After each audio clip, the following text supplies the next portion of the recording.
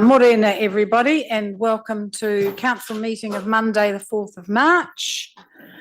In terms of health and safety, a reminder, if the alarm sounds, we go out the nearest door, which is the one at the back, and assemble on the other side of the road and await staff instructions. Everyone needs to be aware that this meeting is being live streamed and the video will be publicly available on YouTube, and a reminder to turn off mobile phones or put them onto silent. Shed, can I ask you please to open with a karakia? I suspect it's going to be a long day and we might need some extra help. Nā tātou, kia koera Anne, tātou katoa, kua huitahi nei tēnei ata, tēnā koutou, tēnā tātou katoa. Ai, kia nui tātou. Ke te atua nei rā mātou huitahi nei tēnei ata, ka tuku rā ngā whakamoemeti ngā whakawhetai ki a koe, mo reire toro mai rā turinga kaha ki runga a mātou, hei āwhina nei, ia mātou roto I nei mahi. Ko te tumanako kia whai hua, kia whai hura hi tika rā tātou katoa, tēnei mātuina tēnei ki a koe, korori ki tuanga tapu, harmony. Thanks, Shed. So no apologies, no one in the public forum. Just to make it clear that we're starting now on the putting together the final long-term plan. So we've had, it's a statutory process, so we've had consultation, we've been out in the community, we've then had people make submissions, we've then heard a number of oral submissions. Quite a few people have asked if they can come and talk to us again following their submissions, but that's not possible because that's not fair, that you might pick one or two. So just to make it clear to anyone who thought that they might have that opportunity again, we are now starting on the deliberations, and that means that we have to be very transparent about who we're talking to and about what.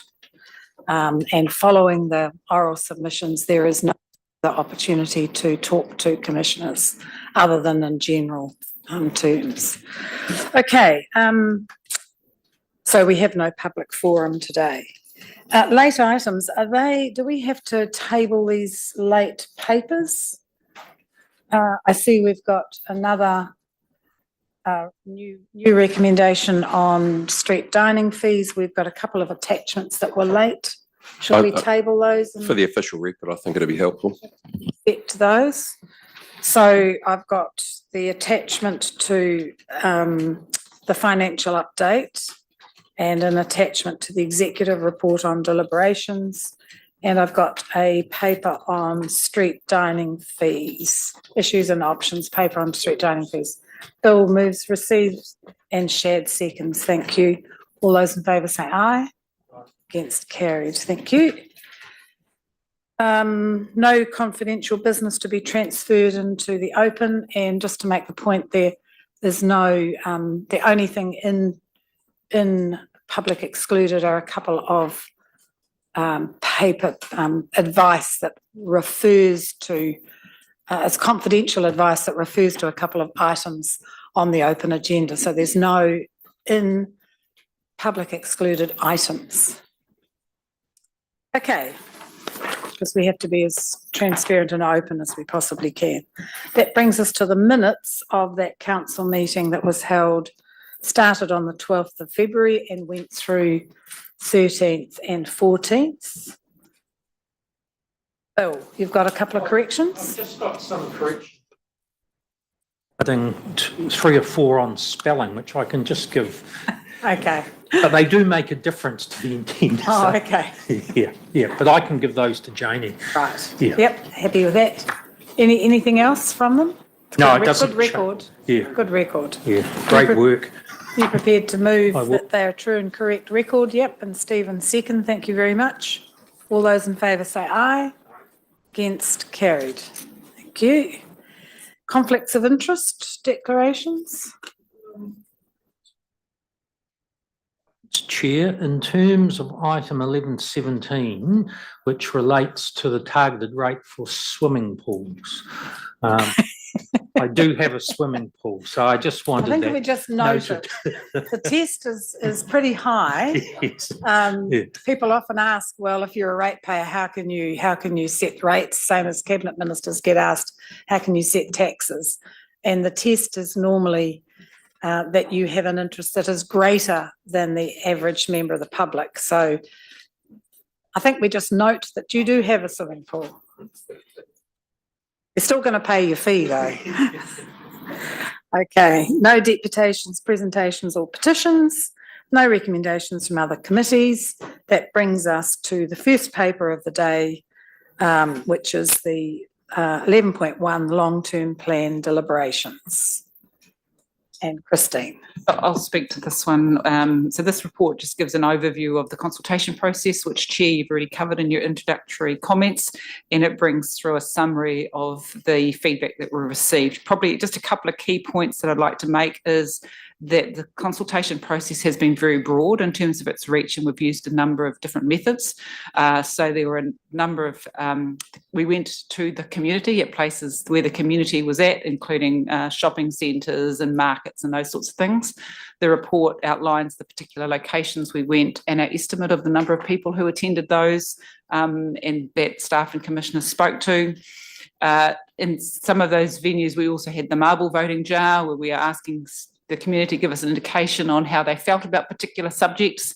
They weren't formal submissions, but they did give us a really good steer around community view. Then there was our advertising and social media campaign where we got feedback through the social media and people were connected. And then the formal submission process where people sent in a written submission and people spoke and were able to be heard by the commissioners and respond to questions. So one of the key points I'd just like to draw your attention to are the decision-making requirements. So you've already referred to this morning that we are working within a legislative framework that we operate in, and particularly paragraphs 48 and 49 of the report. So the obligation in the decision-making process that sits on the commissioners is you need to give considerations to the views and preferences of people likely to be impacted or have an interest in the matter. But that is not limited to the written and also the verbal submissions. It's broader. And if paragraph 49 talks about you needing to take into account all relevant matters, ignore matters that aren't relevant to your decision. You need to apply appropriate weightings to the different factors that are relevant, and you need to make decisions based on reasonable grounds and supported by evidence. So I think they're really useful principles for you to keep in mind as you work through the deliberations process over the next day or so. So they're really the key points I wanted to cover. Yeah, Stephen. Thank you for those words, and I think the latter that you just read out are really important.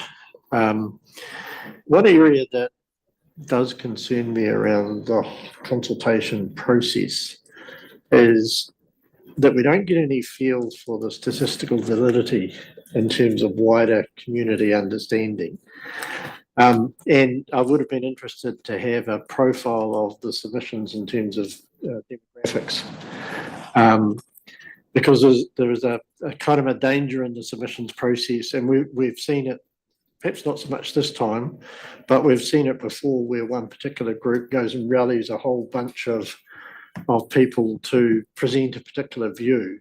And so I think, really I raise this because I think we have to take that into account when we consider, have we really got an understanding of the wider community view? And that's why I think going out and talking at malls and markets and all of that sort of thing is actually really valuable, because it provides an opportunity to actually have a conversation with a citizen about the issues.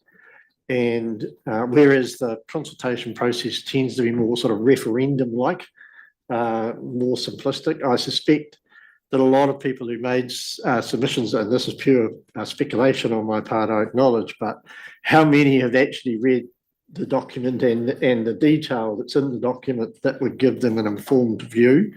No doubt many do, but I doubt that all do, and so that you tend to get a kind of a gut reaction kind of response.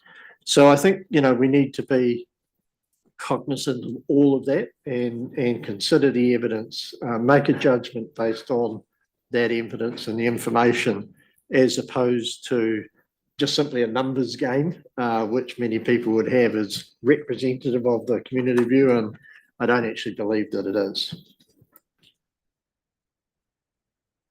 We had that last time too, didn't we? I was just trying to think one we particularly or no, I think it was the values, the Together We Can, Tauranga, the vision statement. We were very focused on the demographics.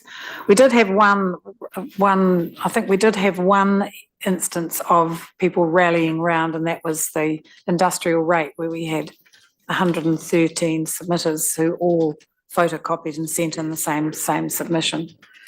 But that was really the most obvious one, yeah. But I think that's the problem with the consultation process, isn't it? That a large number of people, do you take that the people who looked at it through social media and then didn't make any comment that they were happy with it? That's the difficulty that we have. I think the best thing we can do is what we did, and get out and talk to people where people are. So you're not then asking people to come in to us. So we didn't do a lot of public meetings this time, where you tend to get a lot of the same people who are prepared to make submissions, because it's quite intimidating coming and speaking. There's only 4 of us, but coming in to talk to 12 people must be really hard for a lot of people. So even the thought of doing that is difficult. It's the problem with the consultation, isn't it? Bill? Just following on, Chair, and certainly just acknowledging in the report in terms of just looking at the numbers that, whilst they are estimates in terms of people that we engaged with when we went out. So it's actually having some of that balance as opposed to just the numbers through the formal process. So just wanting to, and hopefully that type of arrangement carries on in terms of getting out and about. The other thing with being, whether they're at the malls or markets or wherever else, is that ability to have some very good one-on-one discussions to tease out and explain some of the issues or proposals that were in the LTP, which you by and large don't get to do through a public meeting. So I certainly found that very valuable, and hopefully the people who wanted to engage also found that, because they could actually get a bit more detail around some of those issues. So I think going forward, that type of out and about, and it's all part of democracy at the end of the day. Yeah, I just want to support those comments as well. I'm also mindful that in planning for our consultation, we had intended to go to a marae, and we were criticised for not doing that. But we have been active in terms of our broader engagement with Maori, whether that's through the Rangapu or through the Tangata Whenua Committee, or in general, but also having input around our strategy, finance and risk table. We've tried to engage, as we have, through all of our processes more broadly. I just kind of wanted to make that point that, engagement at one particular point in time will give you a snapshot, but actually it's more important to be active, I think, in everything that we do to assist in all the decisions we make.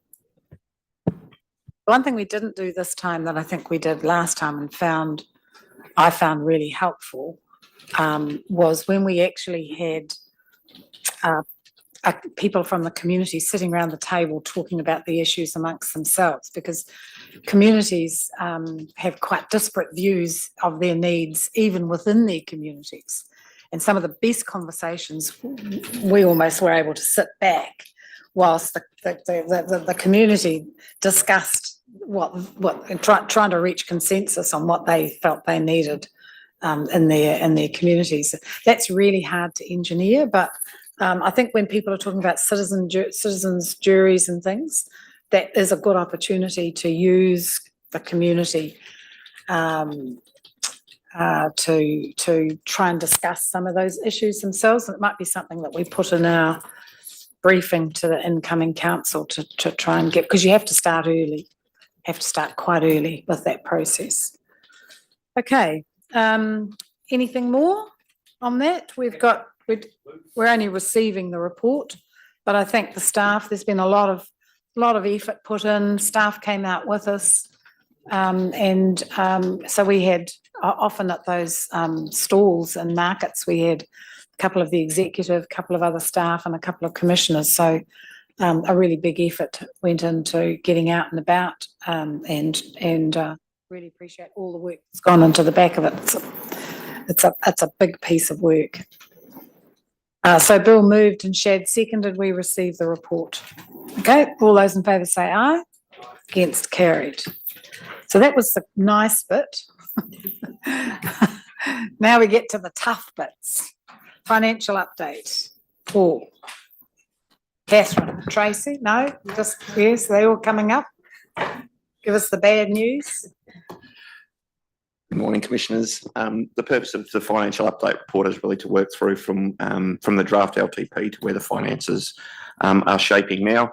Just to point out that the decisions that we make over the next 1 to 2 days aren't included unless otherwise noted in these numbers. So what we'll do over the next day and a bit is track the impacts of those numbers and provide you with an update at the end of the meeting as well for any subsequent changes. So if I just go back briefly to the draft LTP, so when we undertook the draft, we had the situation with water reform requiring us to have waters out from year 2 of the LTP, which was the basis that the LTP was prepared.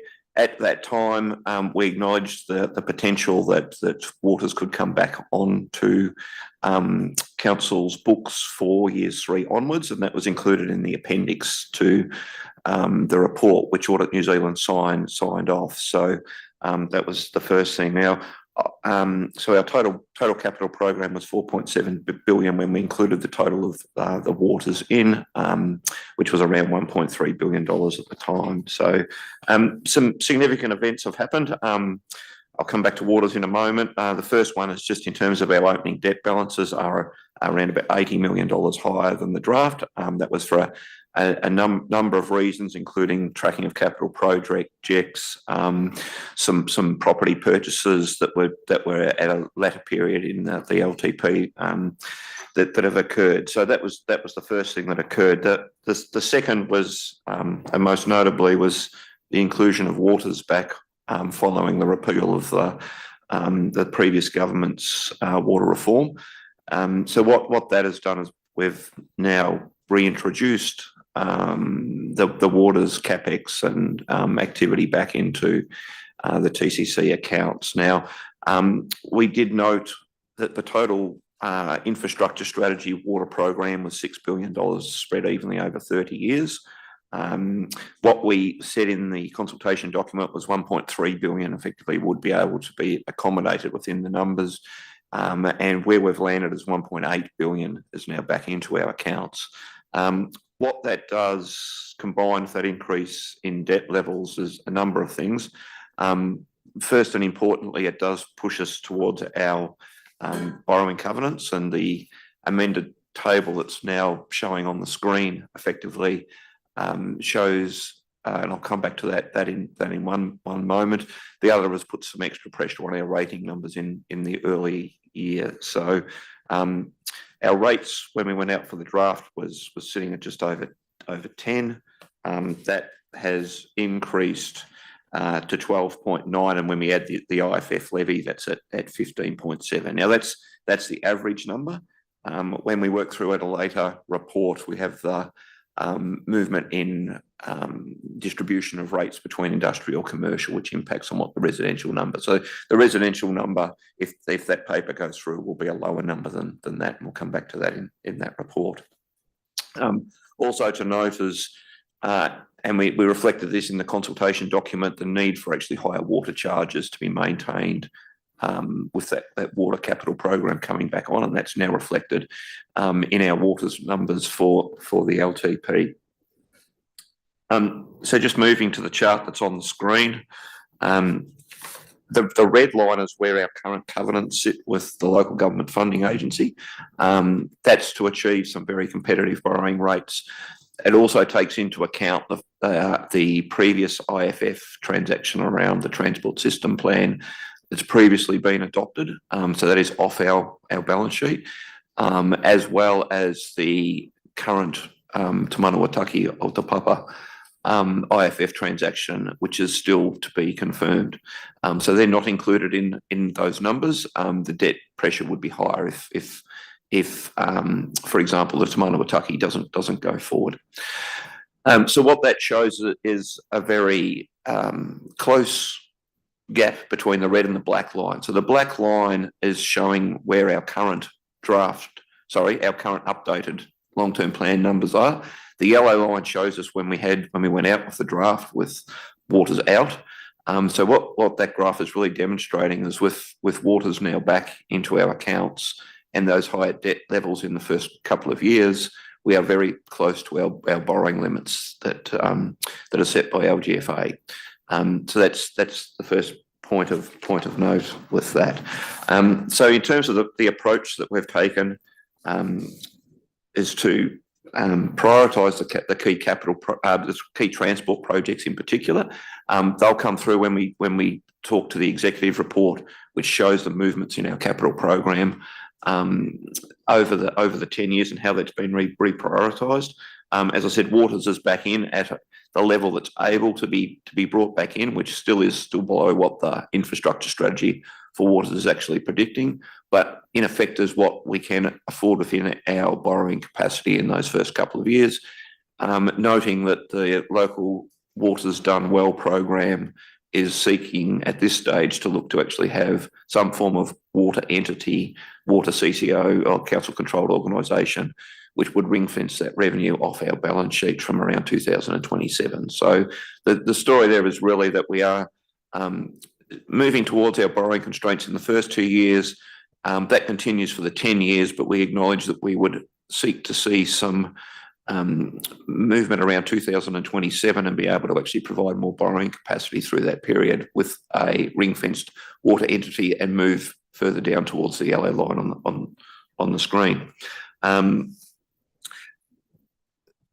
The other thing to note is just as we work that through, conscious of the affordability metrics that actually play with that coming forward. So I think that's the key things I wanted to cover off in the introduction, and hand over for questions. Thanks, Paul. It's a very difficult climate, really, and even though we're ahead of everyone else talking to other councils around the country, they're all facing the same, the fact that we've got to do an LTP, really not knowing where the waters are, with the reality that they're probably going to be off balance between 2027 and 2030 in most councils around the country. But you've got to do an LTP with them in. So it's almost it's almost a 3-year plan that we're putting together in reality. So there's not much we can do about it. Well, there is. I mean, we've got a number of choices. We could breach our debt levels. That will come through the discussions that we have on the issues and options and looking at some of the movements. I'm particularly concerned with pushing transport, which is so desperately needed in this city, out further. So we could breach our debt levels. We could take waters out. We could show waters out. All of which would get us a qualified audit. Or we just push a whole lot of projects out that we know would be brought back by an incoming council. Which, in other words, it's almost a futile exercise in futility. Stephen. Totally agree with your comments. I mean, this shows what happens when respective councils don't consistently increase rates at the level that is necessary to support the investment program going forward. And that has created a bow wave of underinvestment that we as a commission have had to pick up And consequently, it's unsurprising that our debt limits are now, we're now encroaching on our debt limits. The advantage, I think, and I've seen media commentary and commentators in the community saying we should defer this plan. I think completely the opposite. The value of this plan is that the incoming council will have a clear and very considered understanding of what the financial and investment realities of the city are. It's a huge learning curve that this new council is going to have to go through, and to come and start from square one, as some commentators have suggested, without the Commission very clearly setting out the issues for them, would have been a failure on our part to actually demonstrate good governance. And we certainly don't want to do that. So I think it's absolutely critical we do this plan, and I'm pleased we are. What it does is clearly demonstrate that there is significant investment required for this city, particularly in waters and transport, but we've also invested considerably in our community infrastructure assets as well, which have been sadly neglected. Some of the other commentary has said that, you know, the key driver for all of this is because we're building Te Manawa o Te Papa. Well, the reality is Te Manawa o Te Papa isn't in these numbers, and we're still approaching the limits. So clearly that is not the primary driver. The primary driver is across the board. Previous councils had not invested at the level necessary to support the growth of the city, and we're in catch-up mode. And we're going to continue to be in catch-up mode for the rest of this decade. I share your concern, Chair, about the transport investment, and particularly in our arterial networks. I do think we need more investment, though we cannot, given our financial constraints. So the decision about what happens to waters is material to whether or not we can make real progress. And I know that it is an option that we could have assumed waters out. It would be good to see the line in here that actually shows what it might look like with waters out, just for information. Because if you look at the yellow line, and admittedly that was done based on the previous capital program in the draft, it shows a dramatic drop in the debt for the council. Now, water charges are going to be made by the new entity, assuming there is a new entity, and there is an affordability cap on what the community can afford. So it's not like a future council will be able to then just go and borrow from the yellow line back up to the red line again because of those affordability constraints. But what it will do is it'll create an opportunity for reprioritisation of some of the investment going forward, and probably will mean an increase in that line closer. But that is the reality, that unless the infrastructure is invested in, the community will end up paying in different ways through congestion, inconvenience, carbon emissions, high house prices, you name it. Those are all of the, if you don't invest in infrastructure in a timely way, those are all the areas that the community will end up paying. So I think there are some important decisions for the new council when it's elected in July to make. Having a robust plan that is put in place buys them time to consider the issues in detail. And as you say, this is not a 10-year lifetime commitment that we're signing up to today. The new council will have the opportunity to do another 10-year plan in 3 years, and indeed do annual plans in the interim.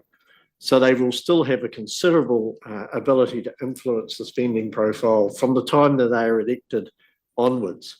But what this plan does is provide them with a credible financial plan and an investment program that they can, at least the council and the organisation can at least get on with, and give them the time to give the appropriate consideration to the plans going forward. So I find it very helpful to have this data. It would be great if there were more room, but there isn't. And I think this is, you know, at a strategic level, the right way and the right approach. Next year. Stephen. Yeah, I think you're right. I mean, the reality is that what we'll put in place really will be the next 2 years, because the new incoming council will have to lodge with the minister their water plan by July of next year. So the first decision really that the new council is going to have to make is what to do with waters. And we know from the work that's been done to date that we can't do it on our own, because we just simply cannot fund the growth and investment in water infrastructure and account for growth on our own. And even with a regional entity, water entity, that is not going to be sufficient. So the new legislation that's coming through from the minister fortunately addresses the two major issues of our community that they made very clear to us through Three Waters. That is that local ownership is maintained and that there's not this enforced co-governance. We need to work closely with mana whenua to make sure that they're involved at the level that they're indicated that they're comfortable with, which is in their rohi and the protecting the Maori of their waterways, and have good involvement with that, whilst the decisions are made about what that water services delivery organisation looks like. And that's going to have to be probably the first decision, because that will in effect the next long-term plan, will enable the next long-term plan to be reshaped to enable that the rest of that infrastructure investment that's so badly needed. Because if it isn't off balance, what we're seeing here is that none of that can happen in any sort of fashion to meet the city's needs, and it's going to go quickly back to a situation that we found, which is where a council is trying to play catch up and provide for growth at the same time. Shad. Yeah, I also support those sentiments. I think it's quite clear from this incoming government that there is an intention to create the conditions in which councils can continue to facilitate the things that communities need, and signalling that there is a proposition around creating that off-balance sheet opportunity. So I think for us, working within the current conditions, yes, we do need to work within the constraints of what's in front of us, but actually for an incoming council and the strong signals that are coming through from government, we do need to be planning for what's ahead, and that is that separation, but also creating the opportunities for scale where we can, talking with our regional partners, but also inter-regional partners around how we create scale. I think from that conversation, oh, sorry, Bill. Really just on a similar theme, I think the other value in picking up Stephen's earlier point of actually having the plan in place, it actually provides for those who are also wishing to stand for election a very clear understanding of the challenging financial situation, but also the challenging operating environment, which is in a state of flux, and particularly from a legislative perspective. So I think by progressing this, at least those who wish to become involved or thinking of becoming involved in local government governance for the city, there is a very good basis in terms of clearly understanding, the complexity of the operation, but the immediate and longer term challenges that the city is facing and the local government sector generally is facing.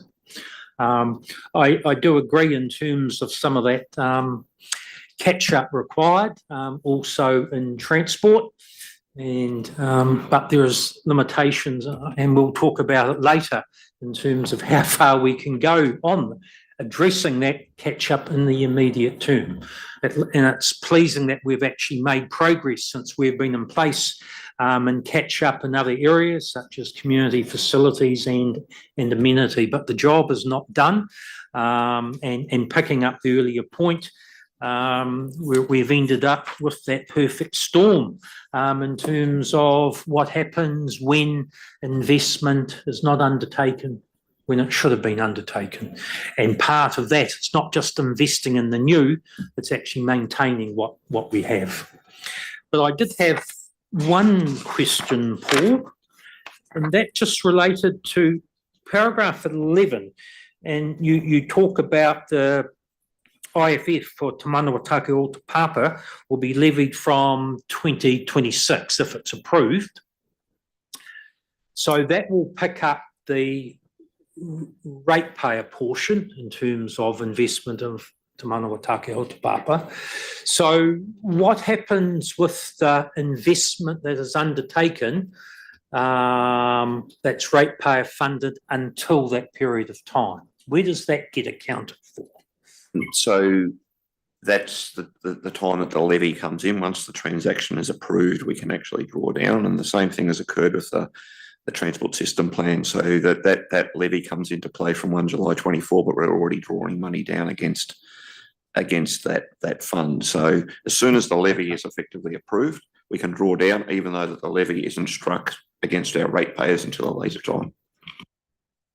Just wanted to ensure that we weren't ratepayer funding and then we're adding the levy and the costs. Well, the ratepayer funding is higher than what we've committed to. The other paper, which I'll bring back later in March, will show if there's any timing differences between our external funding as well. We've looked to capitalise interest on those costs to ensure that 151.5 is never exceeded from a ratepayer portion. Thanks for that. So I think you can infer from those conversations that the intention then is, so if you look at the choices available to us, the intention is not to take waters, to show waters out from 27 or 28 on, because we would be assuming a decision that an incoming council would make, even though it would make our plan better and address the issues better. I don't think there's any appetite. I haven't picked up any appetite for that. At this stage, depending on going through all the issues and options papers, there is not a great deal of appetite to breach our lending, what do we call it? Covenants, thank you. However, we've still got a lot of work to go, but I think we will be endeavouring to get as much as we can while still staying under the line. Do I take it that, or do we take it that the recommendations that staff have made through the issues and options papers, because we may or may not accept their recommendations, we've yet to decide that, but if we accepted all the staff recommendations, would that keep us under the red line consistently? Yes, there's nothing in those papers that would take us above. But it would take us close. Take us closer. Yeah, it depends on what they are, because anything that, for example, increases rates or increases revenue, Excel takes us lower. Anything that increases debt takes us higher. So it will depend on the balance of those. But with what's recommended within there, there's nothing that will materially move us in either direction. I would suggest, based on the chair's comments, that we just resolve resolution A in that case and left the balance of the report on the table. We'll come back to that at the end. And then the other alternative, of course, the other option is to increase the rates over the amount that we consulted on. And you've said in your introductory comments that we're going above where we consulted, but there's a limit as to how much higher we could go before we have to go back out and reconsult. and my understanding is that a couple of percent is considered not insignificant, but within reasonableness. But if we went further than that, then the expectation would be, and we could be judicially reviewed, that we would need to go back out and reconsult. Yeah, that's correct. There's no hard and fast percentage. We would advise that in the 2 to 3% would be, particularly if there are things that are coming back in that have become as a result of submissions that are impacting on that gives some flexibility within that percentage, but we wouldn't recommend anything higher than 2 to 3. Okay, yeah. So we're allowed to take account, in other words, we're allowed to take account of things that have been raised during the consultation process that might not have been considered earlier on. Otherwise, the whole thing becomes an exercise in non-consultation or non-genuine consultation. Okay, all right. So, so the suggestion is that we just receive the report at this stage. Shad? I'm happy to move it. I do have one question. Well, it's not a question, it's probably more a statement. And that's around the difference between the limit and our black line, I suppose. So, you know, most councils, and we've done it previously, is to leave that headroom just in case something happens, unforeseen might happen. And because we're pushing right up to that limit, creates more risk, I suppose, you know, in terms of what might come that's unforeseen, like an extreme weather event, or that's probably the more obvious one.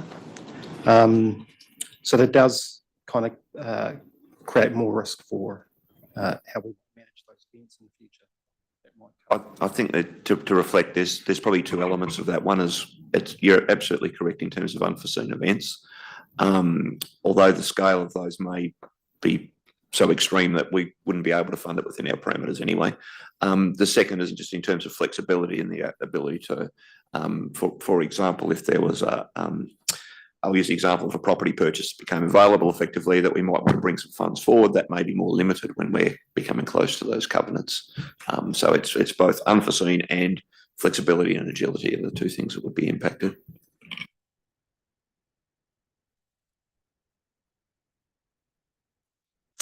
So Shad's moving and Stephen's seconding that we receive the report, and then we'll come back to it later. I was just having another look at the Standard & Poor's report that you put in, and it was very good. It was very good, and it shows we're not alone. Okay, no further discussion. All those in favour say aye. Against, carried. Thank you. Thanks very much. That brings us to the executive report. Just give a little bit of an introduction. So the executive report brings together a whole series of issues and options papers, if you like. They've been collated through across the organisation. Each has a range of options together with advantages and disadvantages. We also provide a summary of the themes that have come through the consultation process. Oh, CJ, I think there might be a few reports ahead. Oh, okay. So exec report is largely the internal movements of changes that have come through the organisation. So it reflects the changes around interest, reallocation of internal budgets, which have had some reductions in costs. We've had some increased wastewater charges that are being covered off within there, and the other main one is around salary budgets, which have increased to reflect the size and scale of our capital program. Have looked to move costs up, but executive have got a commitment in there to actually bring that number to find savings throughout the year to actually minimise the rating impact of that. There are also some other resolutions in there around the capitalisation of OPEX costs where they provide long-term benefits, and that's particularly in the area of digital, where we moved to the software as a service model. So the normal capital expenditure program isn't as large as isn't as through the normal CapEx model, but through an OPEX model. And to avoid big rating increases of that, we fund that debt over a period of time rather than normal rate funding of that occurring. That's probably the main things within that. I should say the most important probably is actually the attachments. One is shown on the screen there, which has been tabled today, is the updated financials reflected from that. And the other attachments to this are the changes in the capital program where staff have looked to rephase the capital program, recognising the need in particular for that to spend on key transport corridors, but within those borrowing constraints effectively to maximise that, and therefore it shows the key projects that have been spread differently to what was in the draft plan. This is where we quiz that. Yeah. Okay. I'll just make a comment on one of those projects, which is the Cameron Road Stage 2, which has been rephased. So the LTP was built in the assumption of the IAF funding.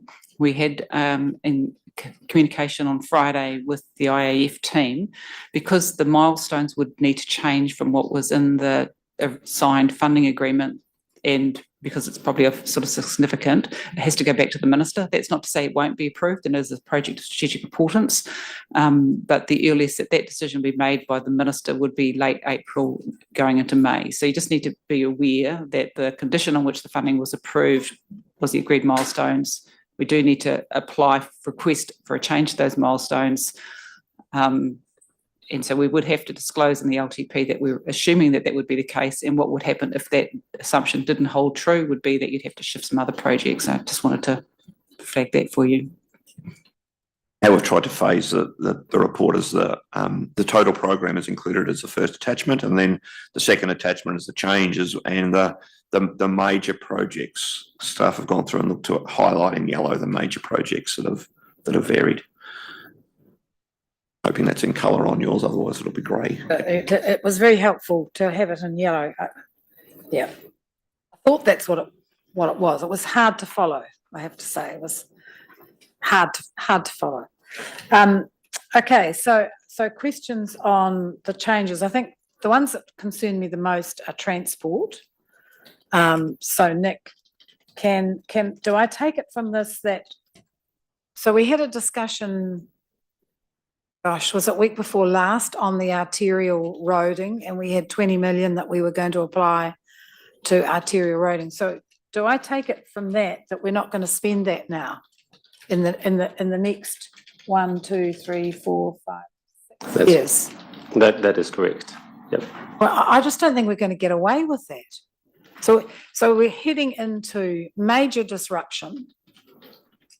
And the only thing we've got on our books to do anything about is a roundabout at Girvan Road and Ocean Beach Road, and 15th to Welcome Bay.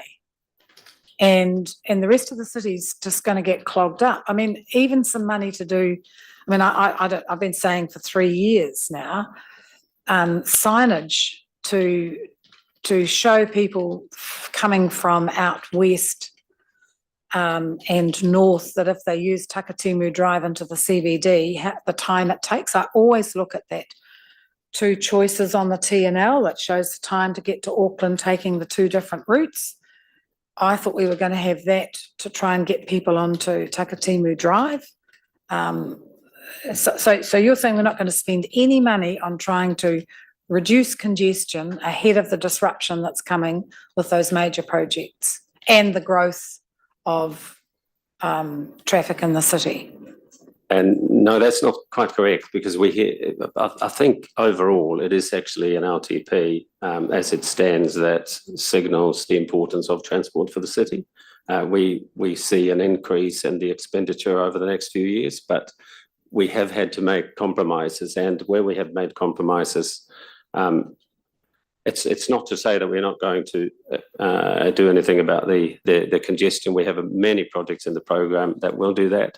However, the arterial review expenditure was on TCC only. They were projects where we would not get Wakakatahi support. So that's one of the initiatives that we've made compromises on. But that's not to say that we aren't doing improvements around the network for the sake of lower congestion. I have difficulty when we're spending 72 million on bus infrastructure, which is bus stops and we're not spending anything on our arterial road upgrades in that same period of time, when the number of vehicles on our road, I don't know what it is to the number of people using buses, but that just doesn't seem right, that we've taken 20 million out, but we're spending 72 million on bus infrastructure. Yeah, on that bus infrastructure, though, we do attract the Waka Kotahi. Yeah, we might, hypothecated but we funding might, contribution. but we're not, but we. The difficulty is when you chase other funding, are you then overlooking the priorities of the community? And I think at this stage, the priority of the community is to be able to move through our city. I appreciate that bus infrastructure will get us funding from some funding from NZTE, but in the meantime, we've got 5 years of our arterial roads almost coming to a standstill.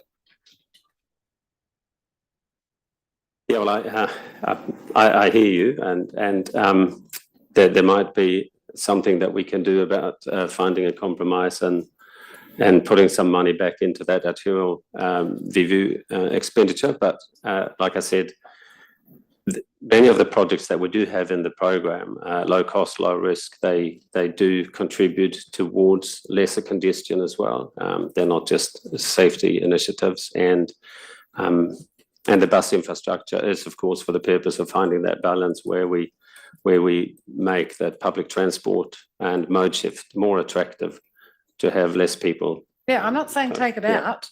I'd rather see 20 million taken out of it and spent on things that we can do in our major arterials to make it easier for people to get around. And then I come to Domain Road, which is a major arterial. We've been talking about upgrading that with the community since we came here, have been nagging us. We've only got 8 million in it, and we're not starting anything until 31. And we know it's in the 20 millions now. So we're saying within the next 10 years that major arterial road is not going to be upgraded. Yeah, like I said, there No mitre 10 going in there anymore. The land's back on the market. That's right. Yeah. Yeah, there are compromises in here. I would love to have a greater investment in transport, but obviously that will be at the cost of us other initiatives. So how do we work through that process? And the other one is Papamoa Beach Road from Domain on, which needs totally rebuilding. I'm really concerned about that, given now the construction of Wairaki Town Centre, or Sands Town Centre as they're calling it, and then to Tumu. And I just wonder, because I see there's not a lot, I was going to say bugger all, but there's nothing really in there for a rebuild of Papamoa Beach Road. But could we help with that road? Because it'll just get cut to pieces and we'll spend a whole heap on maintenance, which we're doing currently. Could we, through a bylaw, force the heavy trucks, the construction, to use Te Okoroa Drive and the TEL with a bylaw that bans heavy trucks from that until we can put some decent money in the budget to because there's a whole section of it that needs rebuilding once the rising May. I've lost track of where we're up to with it now, but I just see we're going to spend a heap on maintaining that over the next 7 or 8 years, and if we could get that heavy traffic off, at least it would keep it going a bit longer. Yeah, we could do that, but we're also expecting a change in how those roads are used now with the completion of B2B, and also from further out Wairaki. We're not going to rebuild the bit that I'm talking about that needs rebuilding. No. So that's falling to pieces regularly. Yeah, it is. Yeah, but what I'm saying is that we'll see lesser of the truck traffic on that. We can introduce a bylaw, but we'll see lesser of of what we've seen over the last few years while B2B has been under construction, and also with the introduction of Papamoa East interchange, that will have an impact on the use from Papamoa and Wairaki as well. Yeah, it will, but I do think we need to, if we're not going to rebuild it, we owe the residents to take some action That's to right, give yeah, them yeah. some relief and make sure that the trucks that heavy traffic is using those other roads which are built for it. We can look into that, and I think also, you know, we can take the compromises we have made in light of your comments away and see if we can adjust it during this deliberations process. Madam Chair, I just wonder whether this isn't one of those issues that we record on the whiteboard and revisit towards the end once we understand where the numbers lie. Helpful. Stephen. Yeah, happy with that. And just to reinforce though, the message around the projects that are congestion related, the priority one to me in that space is the Welcome Bay Turret Road 15th Ave corridor at $140 million over the decade. And most of that expenditure is in the first 5 years. So it is true to say that many of these major projects, as you go down the list, will have quite a significant impact on congestion. The reality, though, is that we need to do more, which is to your point. And I'm very keen to, as I said at the last meeting when we discussed the 20 million, we should be looking to leverage that and not prioritising projects that don't get Waka Kotahi funding, but actually the inverse. We look for projects that would get Waka Kotahi funding and which leverage congestion. So in that review, I think we need to be targeting that. The reality is 8 million will go almost nowhere, even if we did bring it forward. If we get 16, that's a lot better, but the reality is we probably need 160 million, not 16. So that is where the discussion of the next council around the future of waters is critical, because that is the means by which some of the much needed transport investment could be accelerated. So I'm kind of working on the hope, I guess, that the council will make that decision in due course. But what we see here is the classic outcome of our financial constraints, and we're having to push projects that really we would much rather have sooner out into the future. That's the reality. I'm happy to keep going.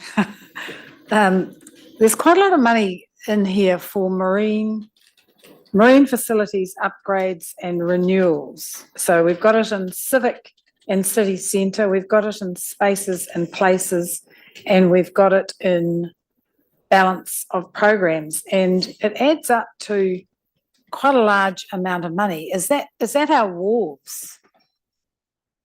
Yes, it is. I can talk to one of those wharves, and Barbara probably the others, but some of that is actually the unloading wharf at the Marine Precinct, which has been rebudgeted for a number of years, looking at concluding that as quickly as possible now. The other wharfs are around Fisherman's Wharf, Bridge Wharf. Barbara, I don't know if you've got any more comment on those ones. Or... About 50 million altogether. I think the wharfs are divided over 3 activities. So the ones that you're focusing on with Te Manawataki, the ones in the falls area, and then I think there's only one that falls outside of that, which is in the Spaces and Places arena, and it's at the end of its life. So I think that we need to decide whether we're taking that down or replacing it. I can get some more information on that particular wharf for you by the end of the day. I think it would be helpful to know exactly what it is with, and I mean, I don't want to stop. I mean, I think it's disaster for the city that wharves have been allowed to deteriorate through lack of maintenance to the where we're having to remove some of them and rebuild them completely. Don't get me wrong, but it was just a large amount of money spread over 3 different activities without it being very clear what we're actually getting for that. Because isn't Beacon Wharf is included in the waterfront budget, the public realm budget. So then we've got Fisherman's Wharf and we've got Bridge Wharf. Bridge Wharf is, Bridge Wharf. yeah, the one next to the Harbour Bridge. The other thing to note is that we will look to apply for funding under some of the government opportunities within that. We've got no certainty of that, obviously, at this point. Yep, that's nice. Stephen. Yeah, while we're on the spaces and places or civic and city centre, I just note, and I know we've got a paper coming up on this issue later in the agenda around the stadium and the community stadium Tauranga domain. It's important to note that at the moment, the provision in the revised capital program is that that expenditure of $89 million is split 44 million roughly in year 2033 and year 2034. And it reminds me of the commentary once again that the commissioner, that has been in the media by commentators, that the commissioner committing a whole bunch of projects like the stadium that the new council will have no ability to influence. Well, let's just check the facts on that, because there will be 2 more long-term plans well in advance of that, and they can decide whether or not they keep it or expand it or whatever. So there is no way that the commission is committing funds. What it is providing in the long-term plan for it to happen, but the ability to make those final decisions will be very clearly in the camp of new councils as they're elected coming through. So I think it's useful to just record that, because there's been a lot of spurious information being circulated that we are contractually committing and doing all of these sorts of things, including implications that included the stadium, and that's quite wrong.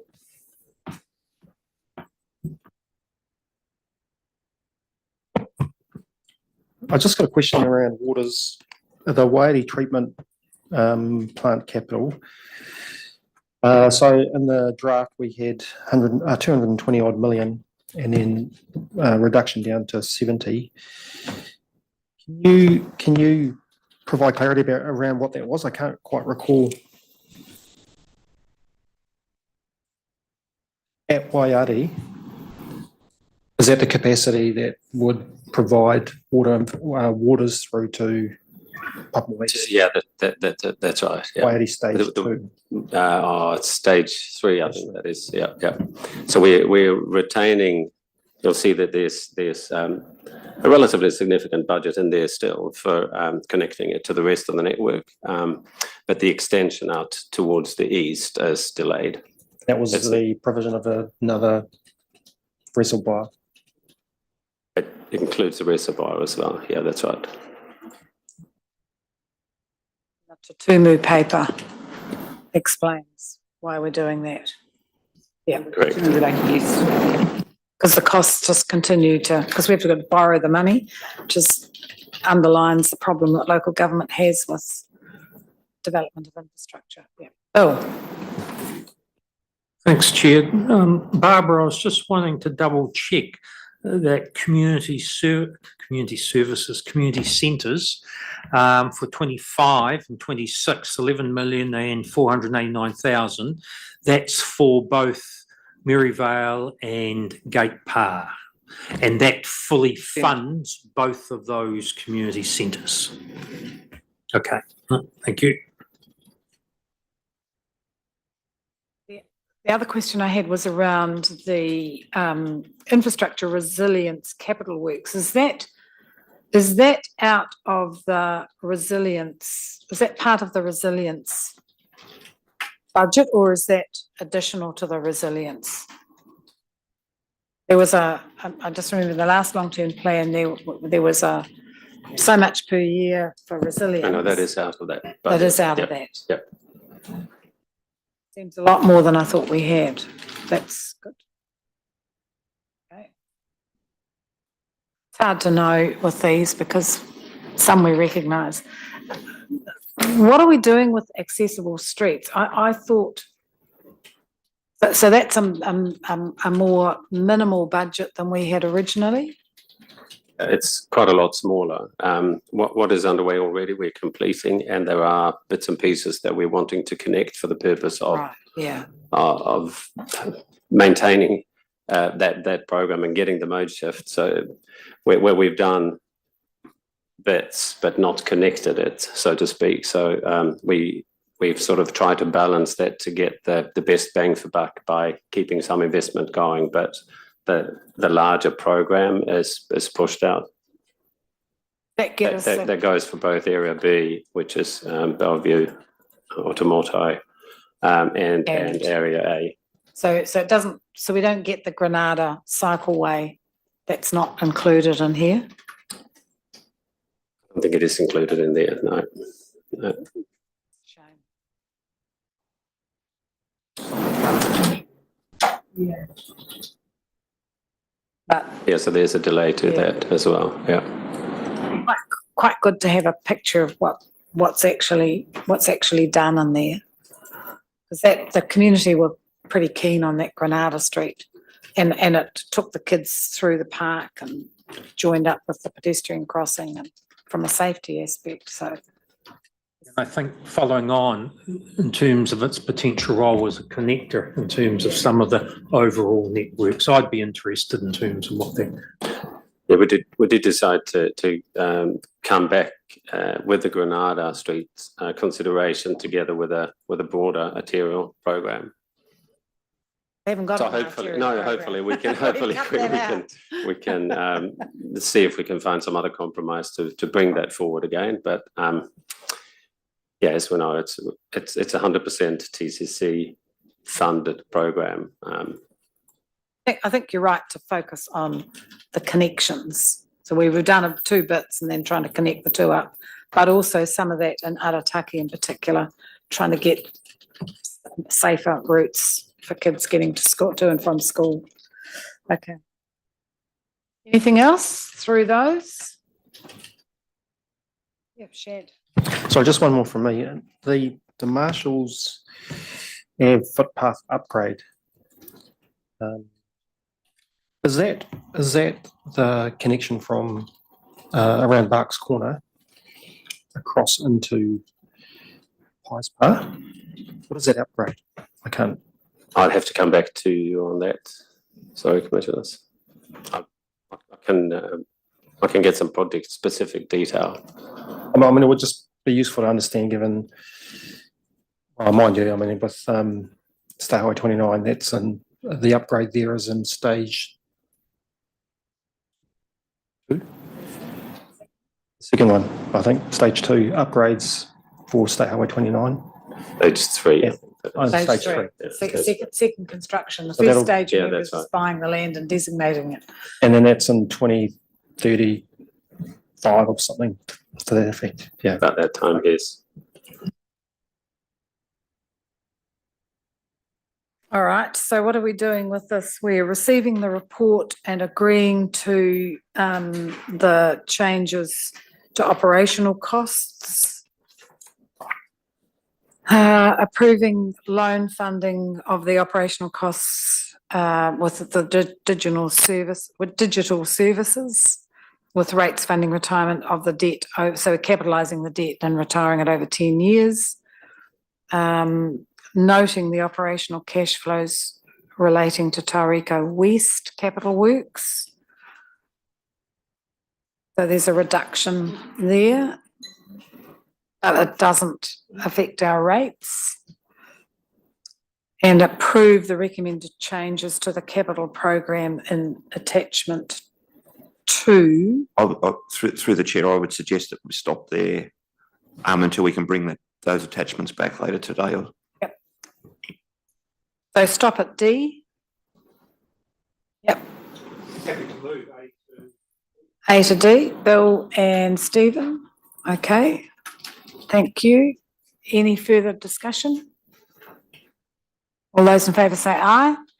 Against, carried, thank you. False sense of security that we go through the pages and we've got to still come back, however. Okay, so we get into spaces and places, long-term deliberations. Eh? You've done the introduction to this, yes. Thank you very much. Do you want to do it again? Good morning, everyone. You've got Paul and I here this morning. So in front of you, you've got a summary of 12 submissions that were received for Spaces and Places activity from passionate individuals and groups of people who are very supportive of their project. You would have noticed in the previous paper that a reset or a rescope of the Sulphur Point project has actually freed up some capacity for us to work within this activity and make some recommendations. So out of the 12, I think in summary, we've recommended about half of those for your consideration. So I guess from here, there's 12 reports, 12 I&O reports that have been summarised in Christine's report. I guess I seek your guidance. I know you've read and been through these papers. Would you like us to do a quick introduction and have questions, or would you like them to be taken as read? I think we've read them. Yeah, We've that's fine. discussed them. I don't want to do a blurb No, to tell you no. what you know already. I think so- probably if we go through them one by at a time. one. Yes. So the first one's additional public toilets. Now I take it from that through the submission process and actually I should say through the consultation process, because we did have toilets raised with us at most of the markets that I attended. So normally in our program we would have an investment in toilets at sports grounds and places. These are additional toilets that have been asked for through the consultation process, like the ones at Sulphur Point, Yes. like the ones at along the marine coastal pathway. I'm just trying to think. There's another one that came up somewhere. Was it Harrison's Cut or Harrison's somewhere in that Cut, area? yeah. Yes. So this would provide some three additional toilets. So we have got money in the budget for the Mount CBD Centre, the projects that we're doing there. Ross will correct me if I'm wrong, but we have no more budget. So when we were looking at the cost cutting, we focused on that area and cut the others out. But we absolutely agree with the submitter and the people that we heard in those meetings that with a growing city and you know the need for public toilets is increased, and now we probably have the capacity to recommend. Did you want to add anything, Ross? No, so we're happy with that. Oh. Mount Sports Club squash building development. Well, Mount Sports Club development for squash. Squash came and made the submission. And you were suggesting a loan funded grant of a third, which is in line with our policy. And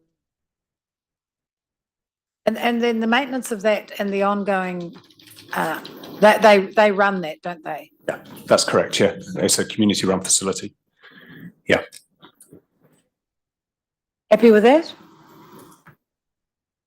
I'm happy with it, Chair. I think C Roman numeral 2 is important, and that's a theme that will come up in terms of other initiatives, in terms of that public access and multi-use, because at the end of the day, if there's ratepayer funds going in, it's that ability for use over and above just say the membership. And that's also important when we get to talking about, for example, tennis clubs and those that actually provide for the public and those that don't. Yeah, absolutely. That would be the intention. And it's very consistent with the approach that we take to these kinds of initiatives anyway. I think just for transparency, it's important to note that the budget allocation for the loan funded grant is sitting at about 29:30. So it's later than the club would prefer it to be. On our working assumptions that we would just go through a process with them. And if there's an opportunity at a later date to bring that money forward, we would do so. Okay, so we're happy with that. Ngāi Tamarawaho and the Pukahinahina Charitable Trust, they wanted us to get on with a car park. So you've got a very good paper, I thought, that went through that. Where am I? Yeah, so we've still got quite a few issues to go through, and I think further down the track, when they have an opportunity to come back, I'm assuming that work that you talk about that needs to be done will sort of happen over the next couple of years as those plans start taking greater shape. The team are very supportive of the goal and the outcome that the group are trying to achieve. It's too early. We don't think that you'd build a car park in that topography for that cost, and we just don't have enough certainty. So I think that it's definitely a case of us working with the trust to understand what they want to do and how we can support and come back in future years. But I do think it's a few years out. Yeah, I support those comments. I think it's a matter of timing for them as well. I mean, they're still going through a consenting process. They've got plans going through a consenting process, but they don't necessarily have the funding available to develop it. So it does make sense to kind of align them both. But I think, yeah, it's just a matter of timing. But I think we've given them the certainty of the reserves, the historic reserve status, and the lease. And then, yeah, as the plans develop. Okay, so we're happy with not to do that. Bay Oval Trust.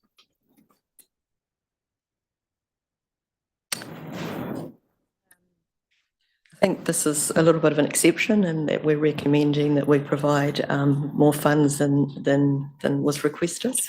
I think there's a general feel that we need to get on and get this finished for obvious reasons for the city. And we've identified some quite firm conditions around that recommendation. I guess apart from us being involved in the process, also working with the trust to ensure that they exhaust any other funding opportunities that are practical and will work for them on this project, on this component of the project. But if you're supportive of this recommendation, that will allow them to get ahead and finish what they've started, in readiness for putting in bids for some pretty exciting events for Tauranga City. I think it makes sense to finish this, get it done. I mean, the whole 3 years we've been here, they've been talking about getting it done. There is a need to get it finished. They've actually started it, because for every time for the 3 years we've talked about it, the costs have gone up. So get it done. The indoor training facility, that's that's another project that may or may not happen. They've already got some facilities there that are well used, but I think you're right, get this done and get on with it.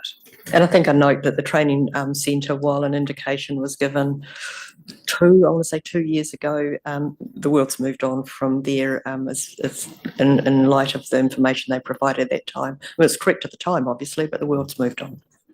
And others have moved with it. Yep. Happy with that? Tauranga Hockey Centre facility. That was a pretty reasonable request to get on and do a feasibility study. Happy to include that. Yep.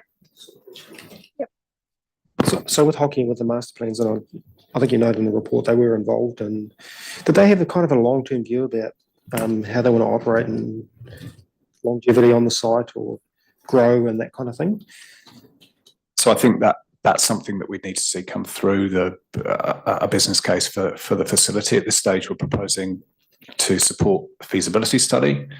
My understanding is that their intention at the moment is to have a standalone hockey centre, much as is currently there, but on a slightly bigger scale.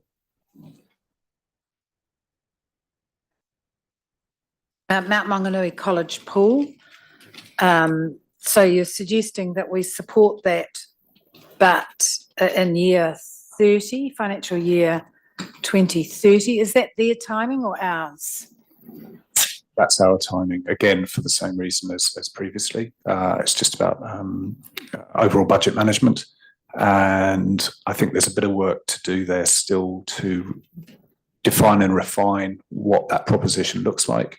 And as with the previous example, if we can get to a level of certainty and budget allows in any given year, we would look to bring that money forward. I mean, it's a win-win for the community, isn't it? And you'd hate to think that they had to close their pool altogether. It also comes back to the comments that Commissioner Wasley made about ensuring that, you know, there's a community, oh, sorry. In terms of that community use and making sure that that is well anchored. It's not just a simple thing.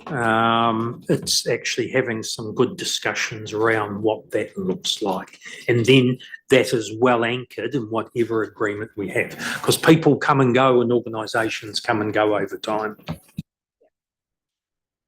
Yep. Happy with that? Pōtiki Tamapohori Trust. Oh, and the this is the Te Atia Reserve. So you're proposing that we provide some funding for this fence and allocate some money for shade. The commitment or the recommendation to provide funding for the fence is subject to conditions. Yes. You know the area better than me, Ross. Do you want to? Yeah, I mean, it's potentially a worthwhile project. We'd like to see public access from sort of either side of the Wairakei stream there, which would certainly bring additional value to the community.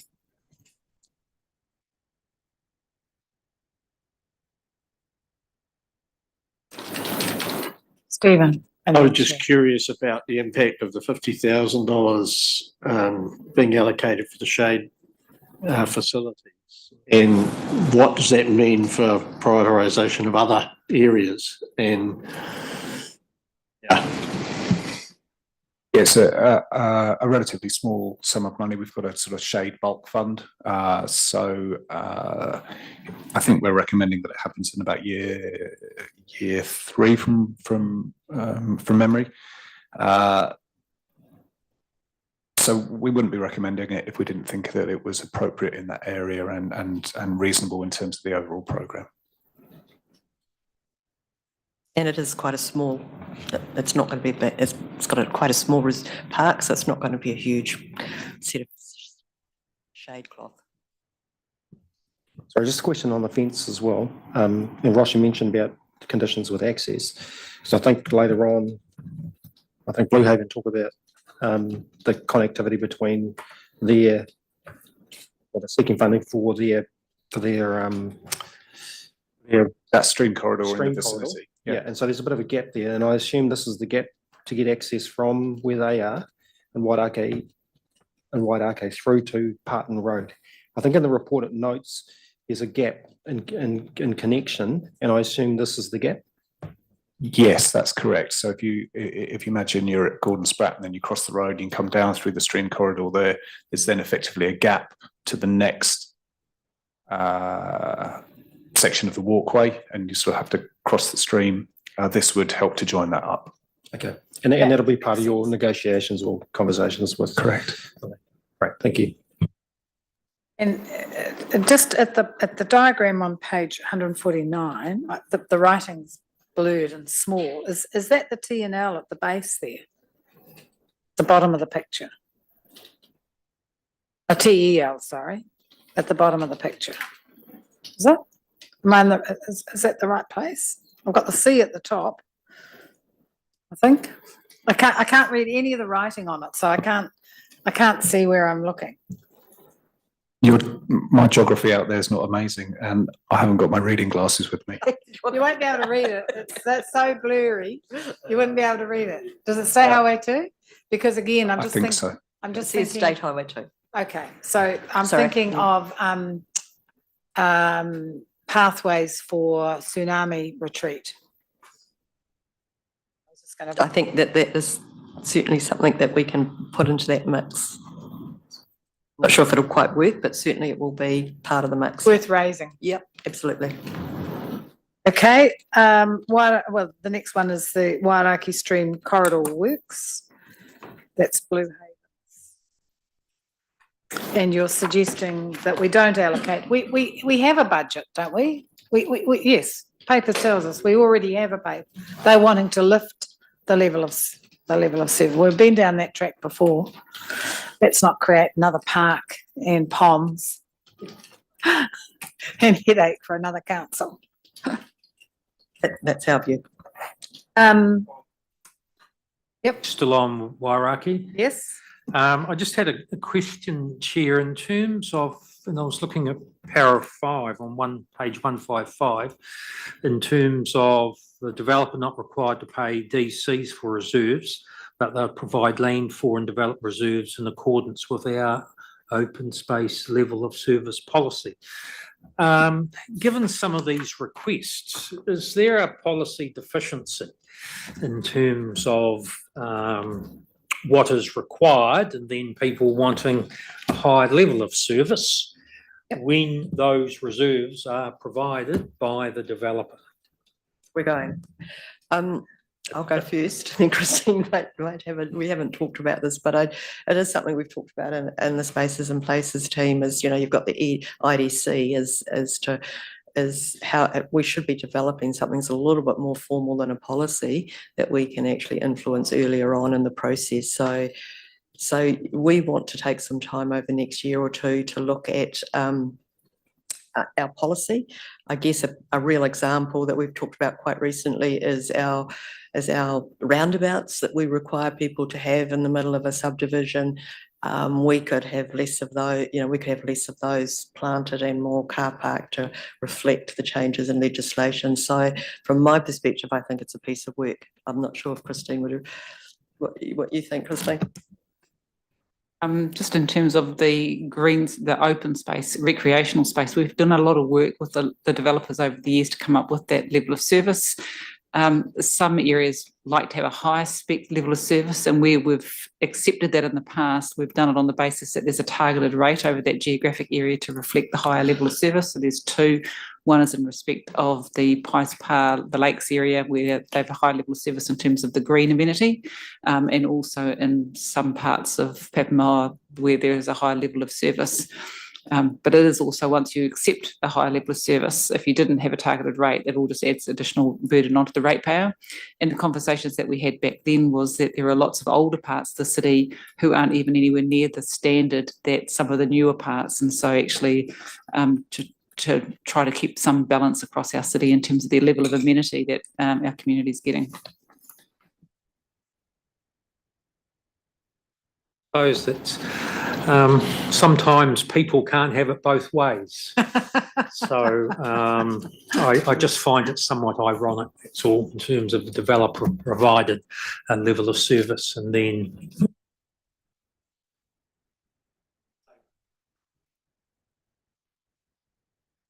Well, if we wanted to do that, you would have to then go and consult the community on a targeted rate. That's right, yeah. And I mean, that's reasonable. That's reasonable. And if people are prepared to pay for it, well, then that's fine. But the general ratepayer shouldn't be asked to pay for it, and we can't do it. Just, yeah. Okay, community facilities in the Eastern Corridor. So this was... This is the submitter requesting that Oh, yes. we bring forward. Bring forward Blue Haven again. So we The only question I have, and I know I've seen the response around the Tara Road negotiations with NZTE. I was surprised to see in the response that there's still some uncertainty around the park and ride there, because I thought we'd made budget provision for that, and I thought that was feeding. Yeah. Nick? It's pending an annual plan LTP decision by a regional council to support the services, but we We have been given an indication that they will. But still, there is some uncertainty remaining on that. But we've left it in our budget. We've It left it it in is our still in budget. our budget Yep. to go ahead with that. Yeah, it is there. And you're looking at whether the land next to it, between the park and ride, the parking and Ngā Portuguese development could be used for sports fields. Correct, yeah. Yeah. So feasibility on that is due to report in the next week or two. Then we should have a clearer picture both on feasibility and price, and be able to have a constructive discussion, negotiation with Waka Kotahi, taking account of mana whenua views. Because in the back of my mind is still Papamoa Rugby who need, it would be good to get one of those three codes out of Gordon Spratt. Absolutely, and given the uncertainties that there are around land availability into Tumu as well, it makes sense from a long-term growth perspective. If it all stacks up. Okay, so we're happy with R to retain the status quo. Brings us to so we've already got 12 million in the budget. Pump track. What happened to remember the school came to us about putting in a pump track? They came to one of the clinics. Is that in a different part of town? I think you might be referring to the pump track in the lakes, potentially. Mangatapu School, was it the school? Mangatapu School. Mangatapu School, yeah. Mangatapu School. Sorry, Yeah, Stephen. that's right.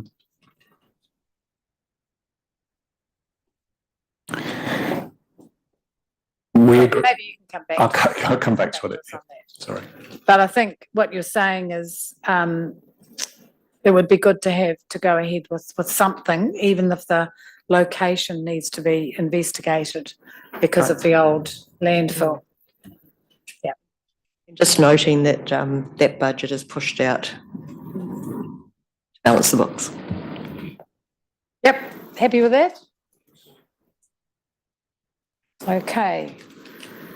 Memorial to Elizabeth Street waterfront connection.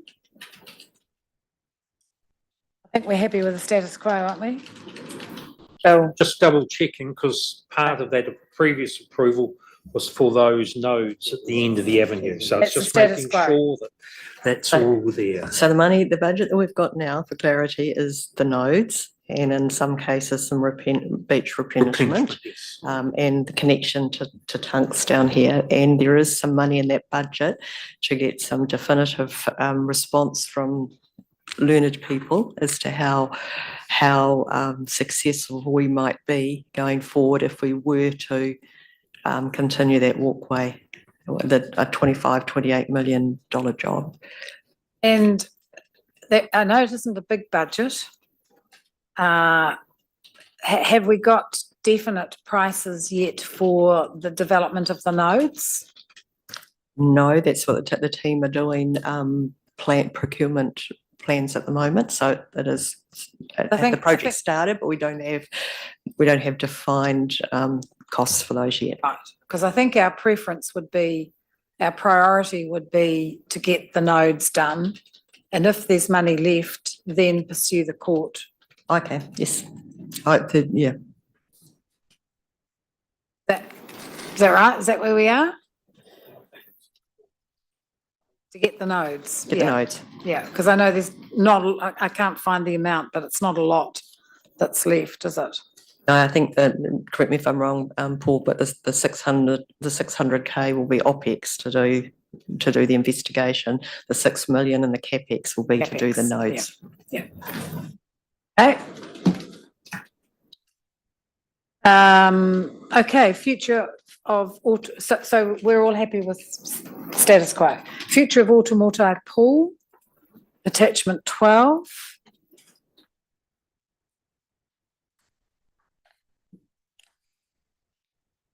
I think that's the sensible way to go. just want to make the point, though, it seems to be hard to get through to people, that we did actually, in our resolution, we did actually ask for investigation of options for, that there was a report coming back to us. So we didn't make a definite decision. We asked for a report to come back to us. The resolution was, when we adopted before Christmas, the larger plan for the memorial did include, take into account the closure of Automoto, but we did ask staff to come back to us with some more information and some timing and a report on it. Can do that. I think that resolution is still on the board, but it would be overtaken by this, wouldn't it? Yep. Well, yes, and X's options will be brought back to council for a final decision. So it's potentially repeating what that original resolution was. Okay, so happy with that? Cool. You want to move A through to, hang on, I'll turn the page, X, is it? A to X. Thank you.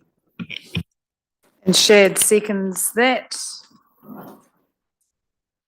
Any further discussion? I think that's good, taking account, I mean, the people who made submissions to us, I think some of that is quite new, but I think they can safely, they'll be happy that they've been heard and their suggestions have been considered and in most cases put into place.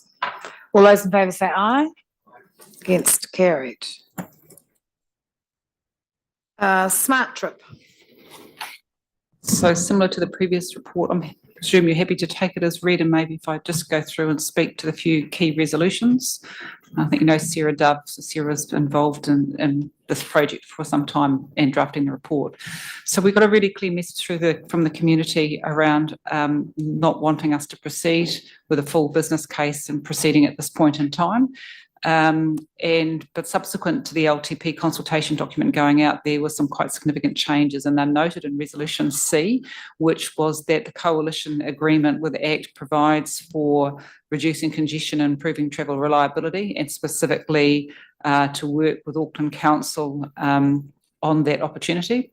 And we also received a letter through the submission process from Wakatahi inviting Tauranga City Council to be involved with the Ministry of Transport and other councils, including Auckland, in terms of a nationally consistent approach on road pricing. So that information wasn't available at the time we went out to consultation. So what we're suggesting is that we would proceed with investigating the areas that the community have raised through their submission. They've raised some key points around cost, equity, availability of alternative transport modes, where the various locations are charging and the timing of charging, and what the impact is across the network in a broader sense, including people changing their travel behaviour and diverting to avoid the charging. So we're suggesting that we should take on board that feedback from the community and investigate that further, and also participate in the opportunity that's in front of us to work with Wakatahi, Ministry of Transport and Auckland Council and Auckland Transport, who have been in contact with all of those in terms of the work that's starting to commence at a national level around road pricing. And to that effect, we've put a suggestion of a $1.5 million budget spread over 3 years so that we can reassess it in the annual plan. We'll know a little bit more. Clearly, a lot of this work is in really early stages, but that will position us to be able to participate, but also to make sure that that feedback from the community is incorporated into that national thinking as well, and not just only at a local level. We'll be taking any questions. Stephen. I certainly support the recommendation as it stands. It was interesting, I read an article this morning in the New Zealand Herald about chronic congestion in Auckland. And it is now all 4 points of the compass, where the city is just literally ground to a halt. And interestingly, Auckland had the opportunity 10 years ago to consider whether or not they might do time of use charging. And I know that because I was a member of a working party But the council decided at that time not to do any more work other than the congestion question, which was yet another report that once again confirmed that this was the right thing to do, but no decision was actually taken. I'm keen for Tauranga to get ahead of the game, not end up being in the same situation as Auckland. And the modelling that we've done in the smart trip analysis shows that congestion will at least double if we don't look at options like this. And indeed, it is true that we need to invest more in public transport to start to provide viable alternatives for people. One of the principles of Smart Trip is to enable the core arteria, which in Tauranga is the expressway corridors of the state highway network, to flow efficiently, which means that you could also run public transport services on those very arterials to match the service of a car if they're flowing. And one of the really important things is we need to use our existing network more efficiently and more effectively, and that's what time of use charging, or as we've named it, Smart Trip pricing, can achieve. That said, the community have raised many very valid issues that need to be resolved, and it's important that we both communicate those issues but also do more work with central government and other parties interested in this to make sure that we can mitigate the impacts of pricing to the best advantage, and having this sum of money available to work with central government and other councils like Auckland to get the best kind of options available. A subsequent decision will be about whether or not we should, or the council will decide whether or not it wants to do this into the future. But at least we will provide them with the right information and the evidence base on which they can make a sound decision. And that's why I support the investment proposed.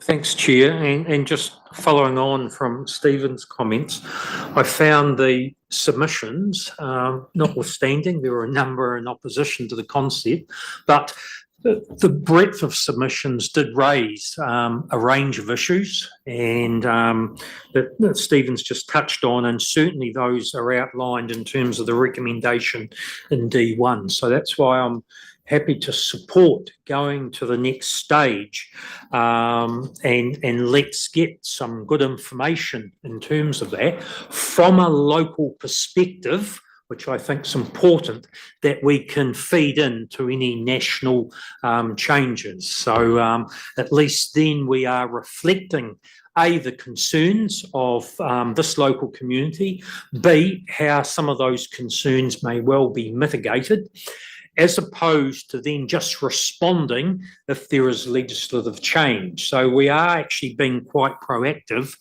given that the direction that has been signalled by the coalition government. So if for no other reason, certainly support that further work on that basis.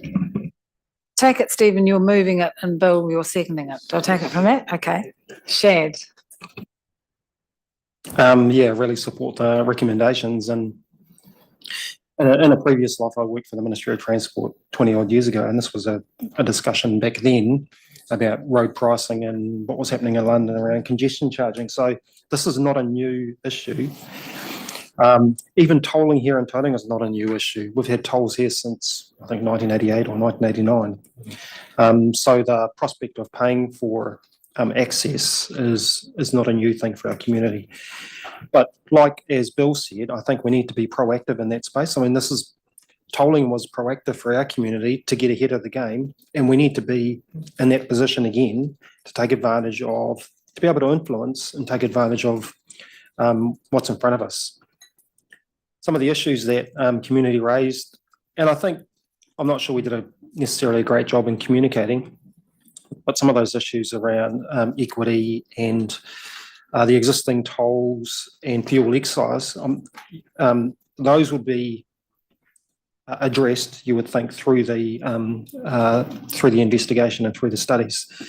Ultimately, it's we need to pay for our transport in a more efficient way, and the way we use our network.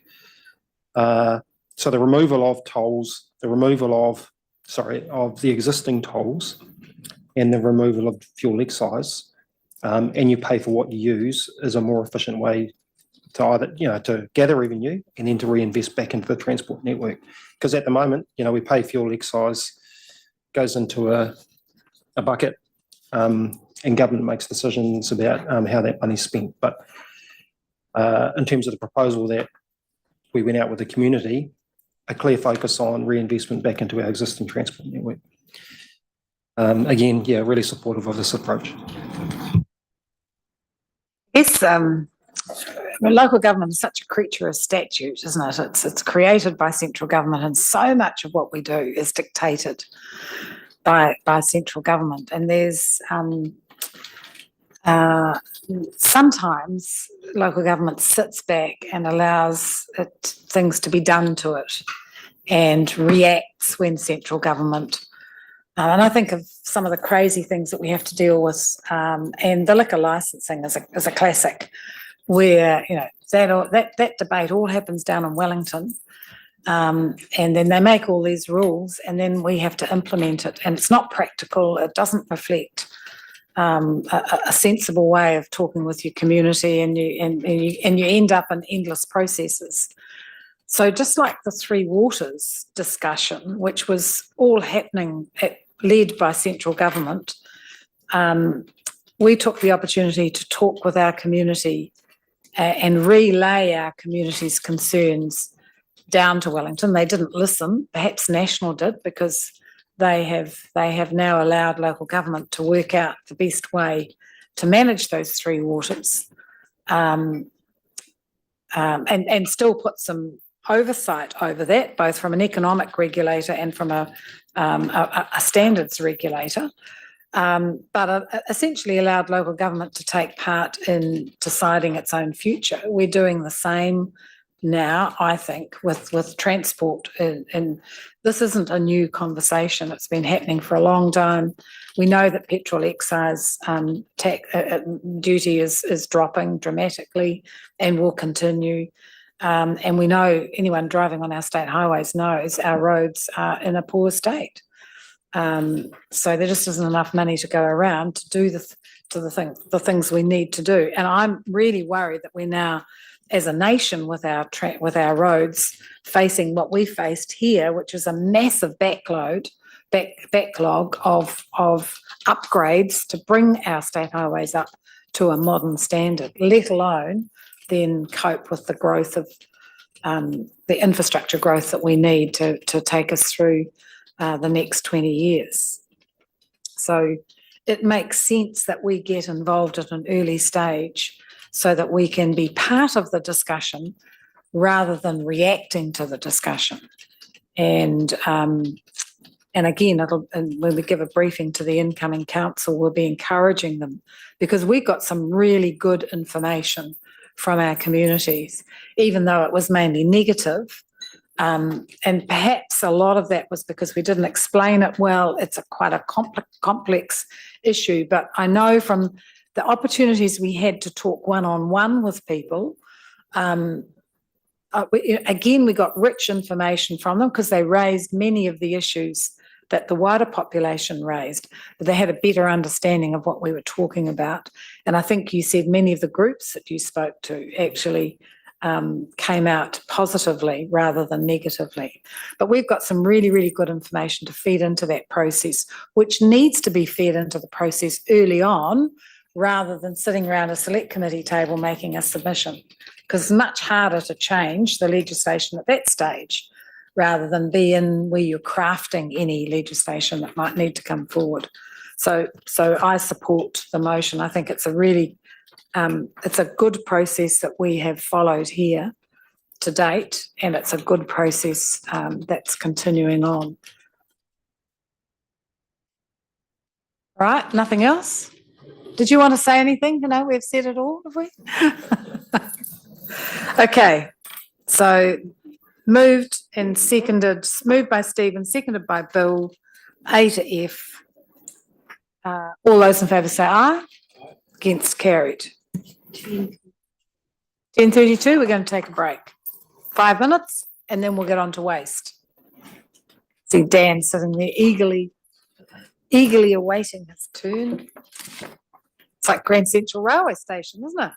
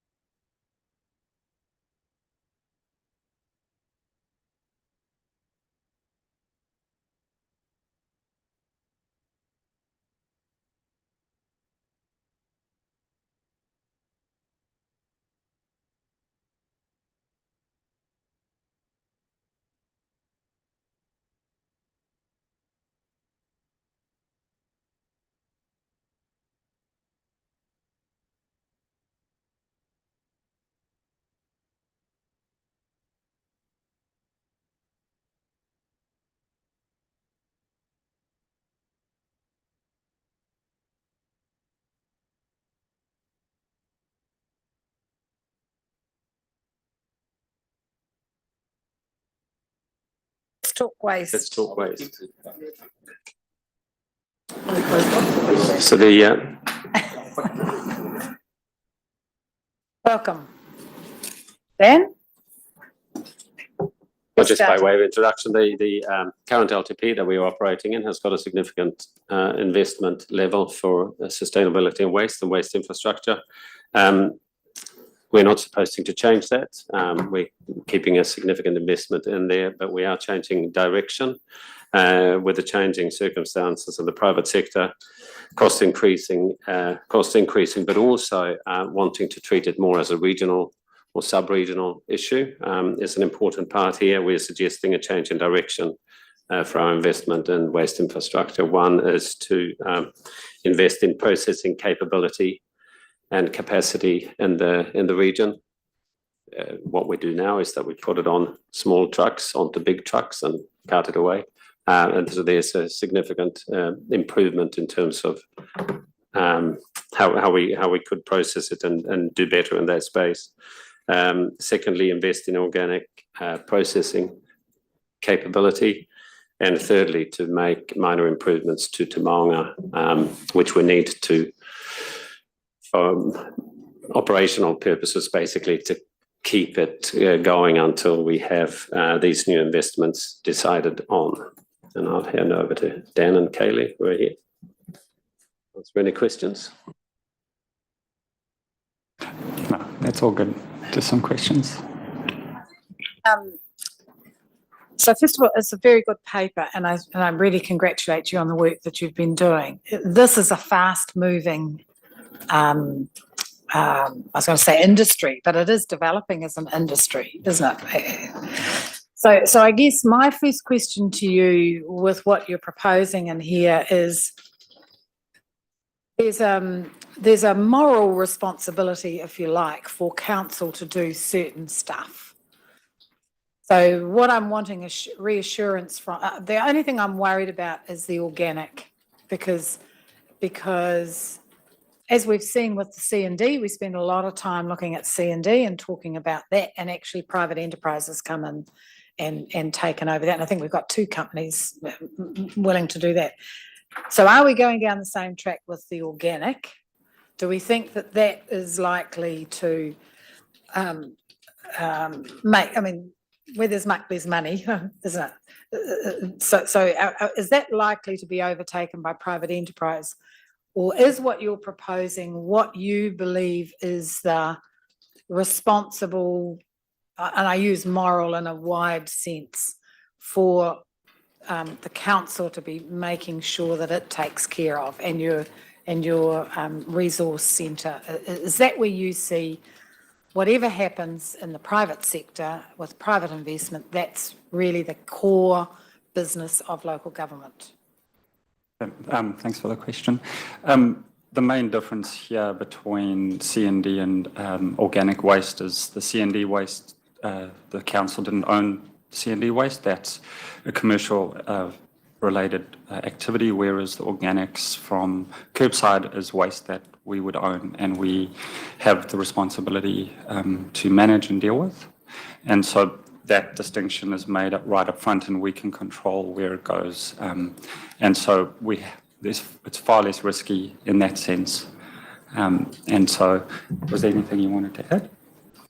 I think as part of our investigations as well, we will be looking at those different methods of processing. Like, do we actually need to invest in a processing facility versus are there other methods to achieve the same result? We just know that we have to try and process more locally rather than, trucking it 2 hours away. So that forms part of what we're going to be doing as well. So I know, talking with my fellow with the mayors of the region, and particularly out east, and that they were concerned that they were trucking their organic waste all the way over to Hamilton. It was being processed, and then they were buying it back. So there, which just doesn't make sense.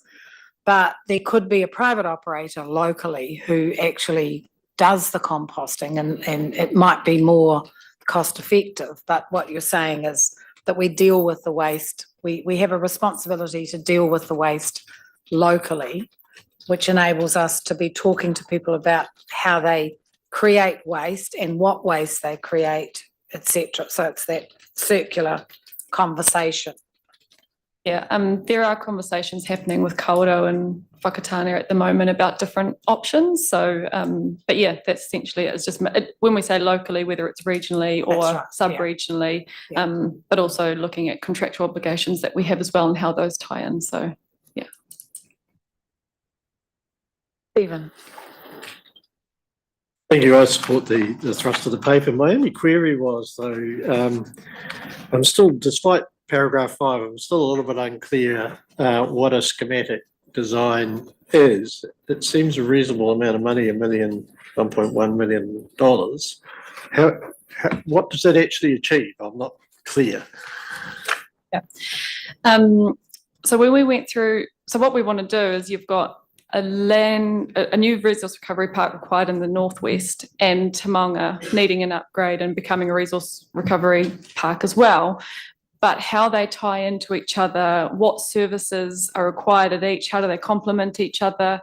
What potential businesses could we encourage to be, occupying each piece of land, where everything enters and exits, and basically it's how it all looks so that we can then package that up for, so that we get a really accurate design as well as funding, budgets required so that we can then put forward some really good projects for funding applications, if that answers the question. Yeah, I think so, but doesn't quite answer the level of funding. Has that been determined on some sort of basis, or? It was based on what had been spent in some assets for Tauranga, and knowing that we're now basically not only going to be working with 2 sites, but we've also got current operations, Goodwood and those types of operations. So larger, we've got Malini Street, what happens with that. We've also got the Western Bay of Plenty District Council, community centres and how they all tie in. So just wanting to make sure that we can actually do a really thorough job, and that includes procurement as well, so that we can, obviously, there's lots of different stakeholder engagement as well that we need to do with iwi and Napotiki and those kinds. Yeah, so it's all that included as well. That explains it, and it's effectively a series of reports, effectively looking at options, which will require quite an extensive review. Oh, and then Shane. I was quite happy to move the recommendations, Chair, and presumably that's on the report that's just handed out, that has the highlighted change for the land, and I couldn't let the opportunity go by. So it's not a question, it's a comment in terms of the paragraph 29 in the report, and where it notes the absence of capital expenditure investment has resulted in the deterioration of waste facilities in the city, leaving them ageing and run down. It's just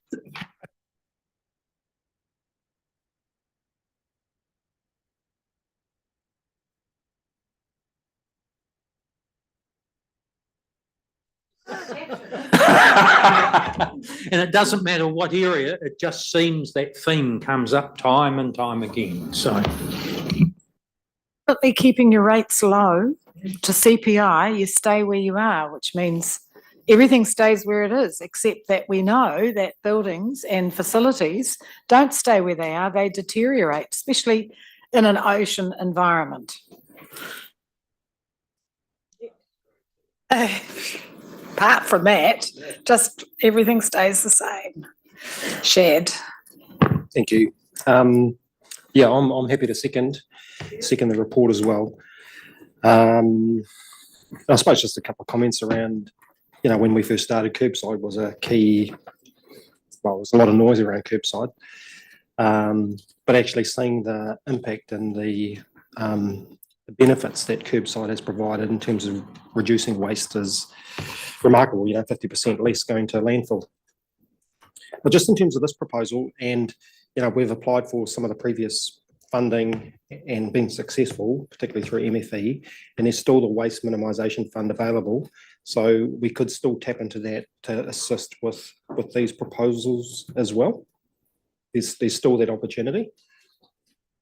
Yeah, 100%. So MFE have basically said that they support exactly what we've said, do that schematic design, get the exact cost, package them up as projects, and then apply to them for funding through their waste minimisation fund. They have priorities for anything that's basically organic in nature. So obviously your construction, demolition, and your food and things like that. So yeah, they're basically waiting for us to put an application. Thank you. Anything else? All right, so it's been moved and seconded. Yes, so that we're receiving the report, we're discontinuing the original Tauranga redevelopment project.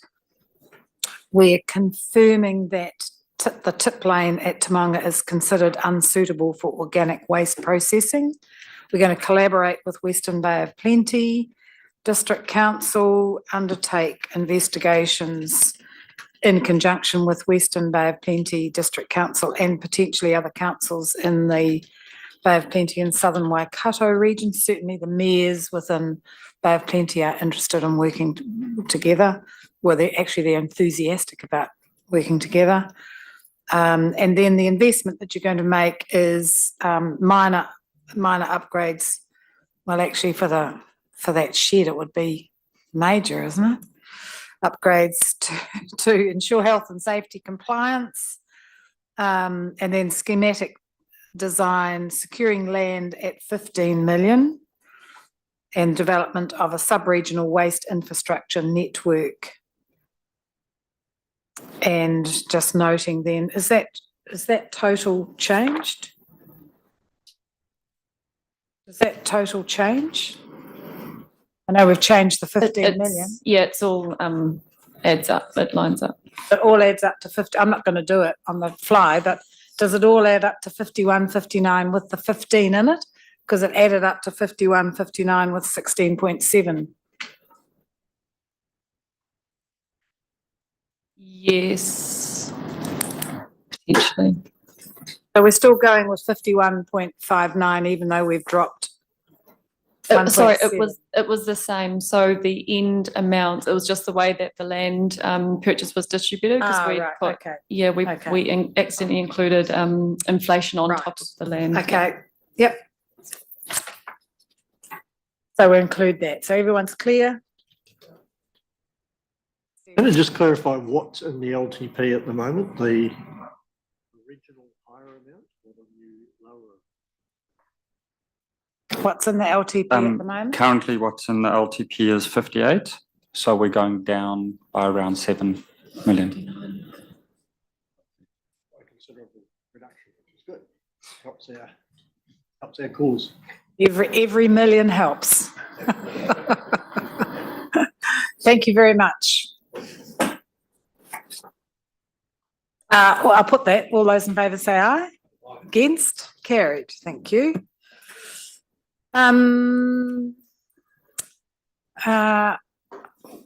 We've got some in-committee papers on elder housing. What time is lunch? What time is the lunch break? I just wonder whether we leave that until just before lunch. Because we need to go into committee rather than go out and then go in and then go out and 12:30. So why don't we come back to elder housing? Let's go to a big one. Let's go to Tumu. I did see Andy here earlier. Is he gone?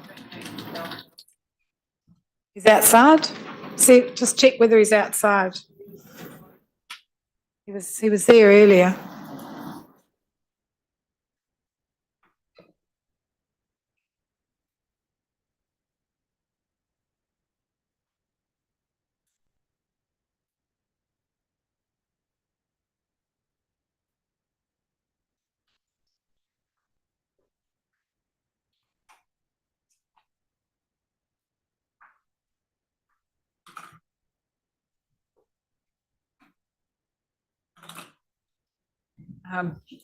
We'll take the report as read. The recommendations respond to The submission points, there's quite a lot of detail around the financial investment that's proposed. We're suggesting, given the financial position that Paul outlined at the beginning of this agenda, that we push a lot of the waters out.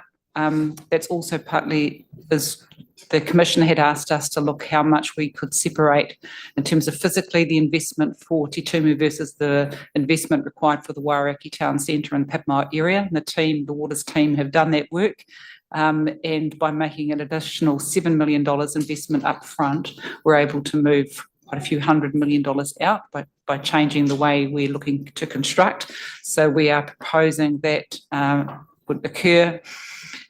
We are asking for re-endorsement of the previous resolution, which was the timing for the plan change in early first quarter 2026 at the latest. And along with that, we've had some legal advice recently that's made it clearer that we need to be able to demonstrate the infrastructure pathways are available and are able to be progressed. And to do that, we need to do some further work on the Kaituna overflow and get that to a position where a resource consent is received, or we can demonstrate that it would be receivable. And to that effect, Resolution F seeks some funding so that that work can happen in parallel with the plan change preparation work and is ready to be able to move through at the same time frame. So that's probably in a summary. Resolution H deals with some matters that were raised, particularly by the landowners, where they sought changes to the wording. We've picked up some of their wording, but also reflected the resolutions that are proposed. So we're happy to answer any questions on any specific matters.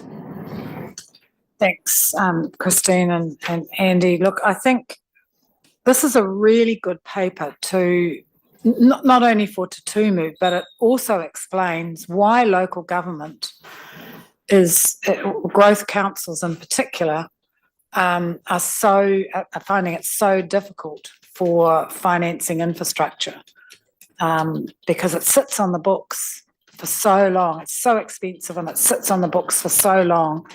It's mainly debt funded and it accumulates interest and it just grows. And I think this paper really helps explain that really well. And, we had the discussions with the landowners who seriously want us to, you can understand, they want us to invest in the infrastructure, but actually the cost to the ratepayers and the cost to them eventually is just enormous. So really appreciate the work that the staff have done. The only question I have, because I think the paper takes us through quite really complex issues, but the only question I have is why we have to in that.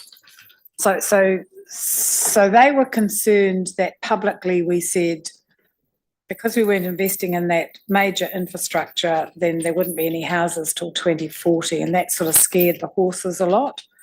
Why do we have to give a date?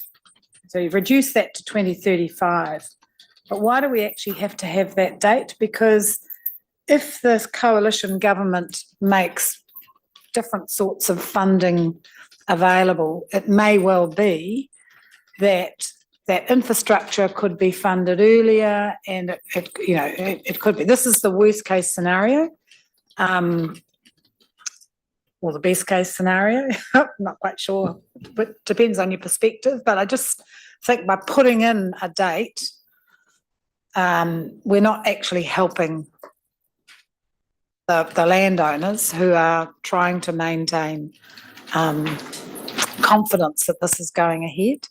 And it's you're right, on our budgets, that's when it would logically happen. But who knows what's ahead of us over the next 2 or 3 years.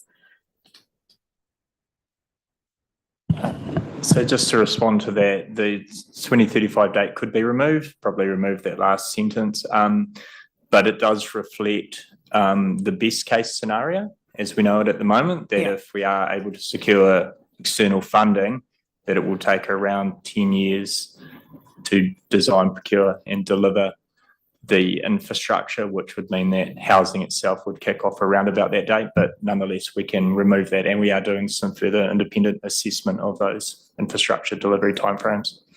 I think it would be best to remove it, because and I'm not challenging, the thought that it would take 10 years to put in infrastructure just drives everyone crazy. And I know that coalition government, the minister's looking at how you can speed that up. Practically, apart from planning, who knows what we can do if you can build the road in the Coromandel and the Kaikoura, who knows what you can do when you really put your mind to it. So we're presupposing all of that. That's on the current settings, absolutely right. But hopefully we can see some changes that will speed up all of this in our country. Otherwise, I don't want to be full of doom and gloom, but we're heading for disaster. Stephen and then Bill. Thank you. I'm happy to remove the date in the description, but it does provide a useful reference point. So that's kind of the base case, so that when we go to central government to say, well, this is the reality on the current paradigm, but between us, if we can come up with a way of addressing the financing and delivery questions, then of course we could bring it forward. And there's 6,000 homes at stake, possibly more, in this. So the urgency with doing that, I think, is critical. So I understand the public profile issue, but I do think it's a worthwhile date to keep in the back of our minds when we're having those conversations centrally. Reword it to say on current settings, on current national settings, Like and so put it into that national concept. If nothing changes, this is what it exactly.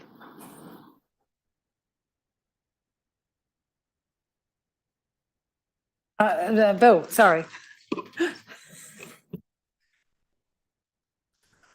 I just, it's really just a comment, Chair, really supporting in terms of the rephasing of the Kaituna overflow planning, because that's a critical element that needs to feed in terms of the rezoning, because if that doesn't occur, Tumu won't occur. So I like the thinking and the recommendation of the staff of actually aligning that with the rezoning process, because if things arise out of the work on the resource consent preparation, they can then be considered as in parallel with the rezoning proposition. Jed, on page 217 is your reservoir, isn't it? Yeah. Yep, go. I note in the report, and I was reading it late last night, but the engagement, so TK14, I think we had that conversation with TK14 leading engagement with mana whenua in that regard. I assume that we're working quite closely with them. Ultimately, it's us leading the plan change, but any conversations and engagement, and we need to ensure that it aligns in terms of how we prepare and develop that plan change. I assume that's happening. Yes, it's happening. TK14 are taking the lead, but the engagement with tangata whenua is part of, I guess, the TCC-led plan change process. So we're a part of that as well, making sure it's serving all those purposes. With the stormwater overflow, because we still need a resource consent for that those things kind of dovetail into the broader conversations about the development of Tumu. So my comments around local government's problems with debt funding infrastructure is this paper and then the urban growth targeted rate paper. The two together give a really, really good picture of just why local growth councils are in such dire straits when it comes to financing and keeping ahead of growth. Okay, so someone prepared to move? Happy to move, Chair, on the basis of the adjustment of the wording as we discussed. Hang on, I've just got to find my place. So after the bracket put in on current national settings and nothing changes is likely to commence. Yeah. 2035. Yeah. Yeah. Happy with that? Seconder? Oh, someone moving? Who moved? Moving, Oh, you yep. moving? Yep. Stephen's moving and Shad seconding. Okay. Do you think the landowners will be happy with that? Okay. Well, not much we can do, but we have changed the wording, I think, for them and shown them that it is a priority and that we'll do our best. Okay. All those in favour say aye. Aye. Against, carried. Thank you. So then we come on to other issues and options. And this is thanks, Andy. This is who's going to take us through these?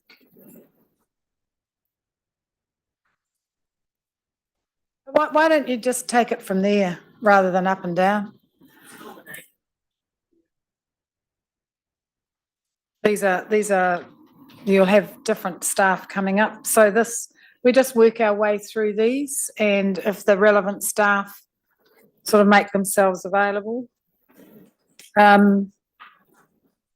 So the first one up is tsunamis, evacuations, and these papers are are in the agenda. Did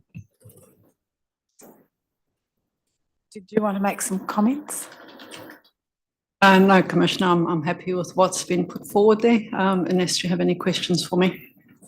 No, I think it's a well, and we've said it before, it is a big issue. It's the right issue for the ratepayers to be raising, but we're not convinced that their solution is necessarily the right solution. So to set out on getting someone to have a look at it for us, someone independent, I think is the right thing to do, and then establish a group that then works through the issues. And if I could just add something, I know that the work Paula's and her team are doing is not that far out. We've been receiving some drafts, so we are moving with some pace. It's not as though we're just putting it off. No. But I think it's got to be practical. It's a big area, and the tsunami maps changed it quite considerably. So there's a lot. I think there's a lot to take in, but that's not to detract from the fact that the ratepayers group have raised a really important issue. Chair, yes, with regards to that, as Barbara said, there is a lot of work being done, but given the nature of the work being done, we rely on others in terms of giving us some real scientific evidence to underpin some of the decisions that need to be made. So a lot is in the pipeline, but unfortunately, until we get all that over the line, we don't have anything to inform.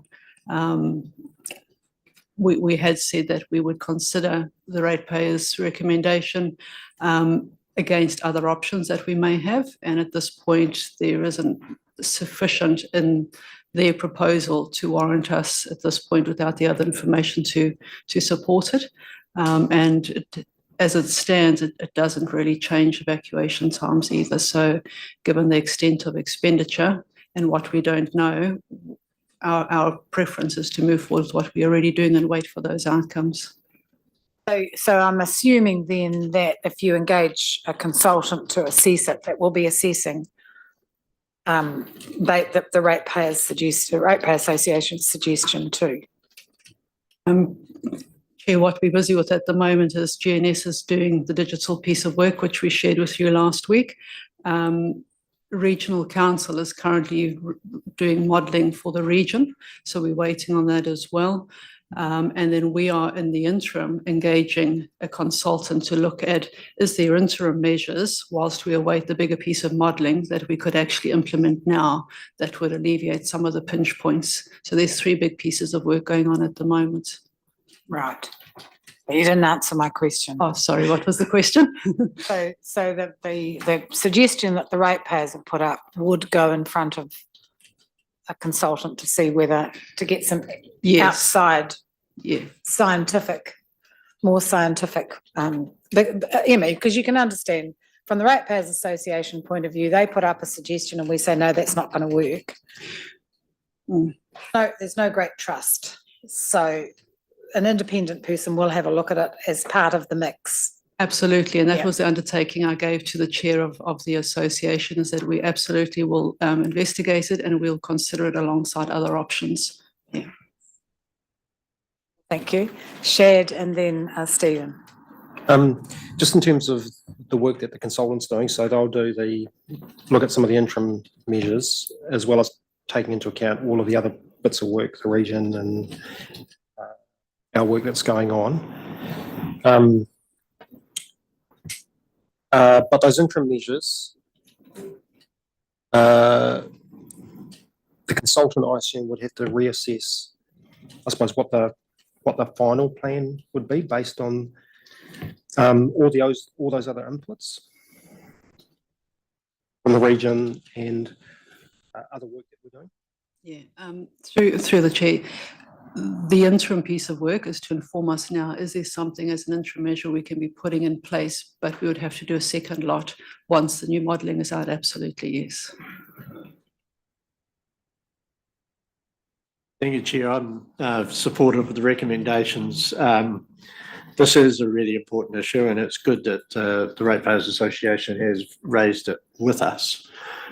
We do need to act with urgency on the one hand, but we most importantly have to get this right. And therefore we do need expert independent advice as to what the best solutions, both in the short term and the longer term, are. I'd hate to rush to a solution that was proved to be wrong. So I think this is totally the right way to go, and I support the recommendations. Happy with the recommendations? Okay, thanks very much, Paul. Proposed regional screen incentive fund. I think the nervousness is about, I was going to say the nervousness is about why this industry is better than any other industry that we should be supporting, subsidising. Yeah, the staff were relatively supportive of what was proposed, but our Economic Development Partners Priority 1 said exactly that. Why would we choose film over a wide variety of other industries that might be after some kind of incentive? I guess the counterfactual to that is no other industries put their hand up as part of the long-term plan to ask for support, and the film industry did. But, in the end, I think they've got a valid argument. Yeah, so we are already supporting the industry to the tune of $100,000. So from memory in the long-term plan, that was partly because I think last time we had a whole variety of people from the film industry coming in, and we asked Priority 1 to then try and get some coordination amongst the industry.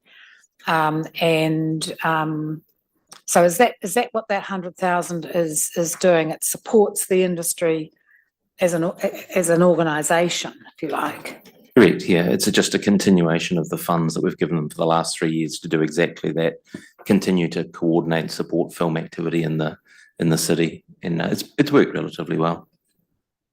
I definitely think long term it would be good. I mean, it does support local employment and the development of capability, but I just don't think we can afford it at the moment. Yeah, and that's where we landed in the end. Yeah. Anyone got any contrary views to that? Okay. Tauranga Maori Business Association. Yep, great organisation doing great work, and started from relatively humble beginnings and just trying to make a difference for Maori businesses in the city. So we were recommending that we slowly increase their level of support over the next couple of years, just to help them keep going with the good work that they're doing. Stephen.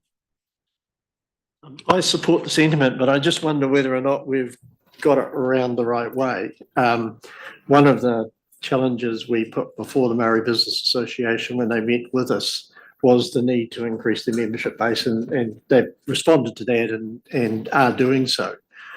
But to do that, I suspect they probably need more funding up front and less into the future as they grow their membership base.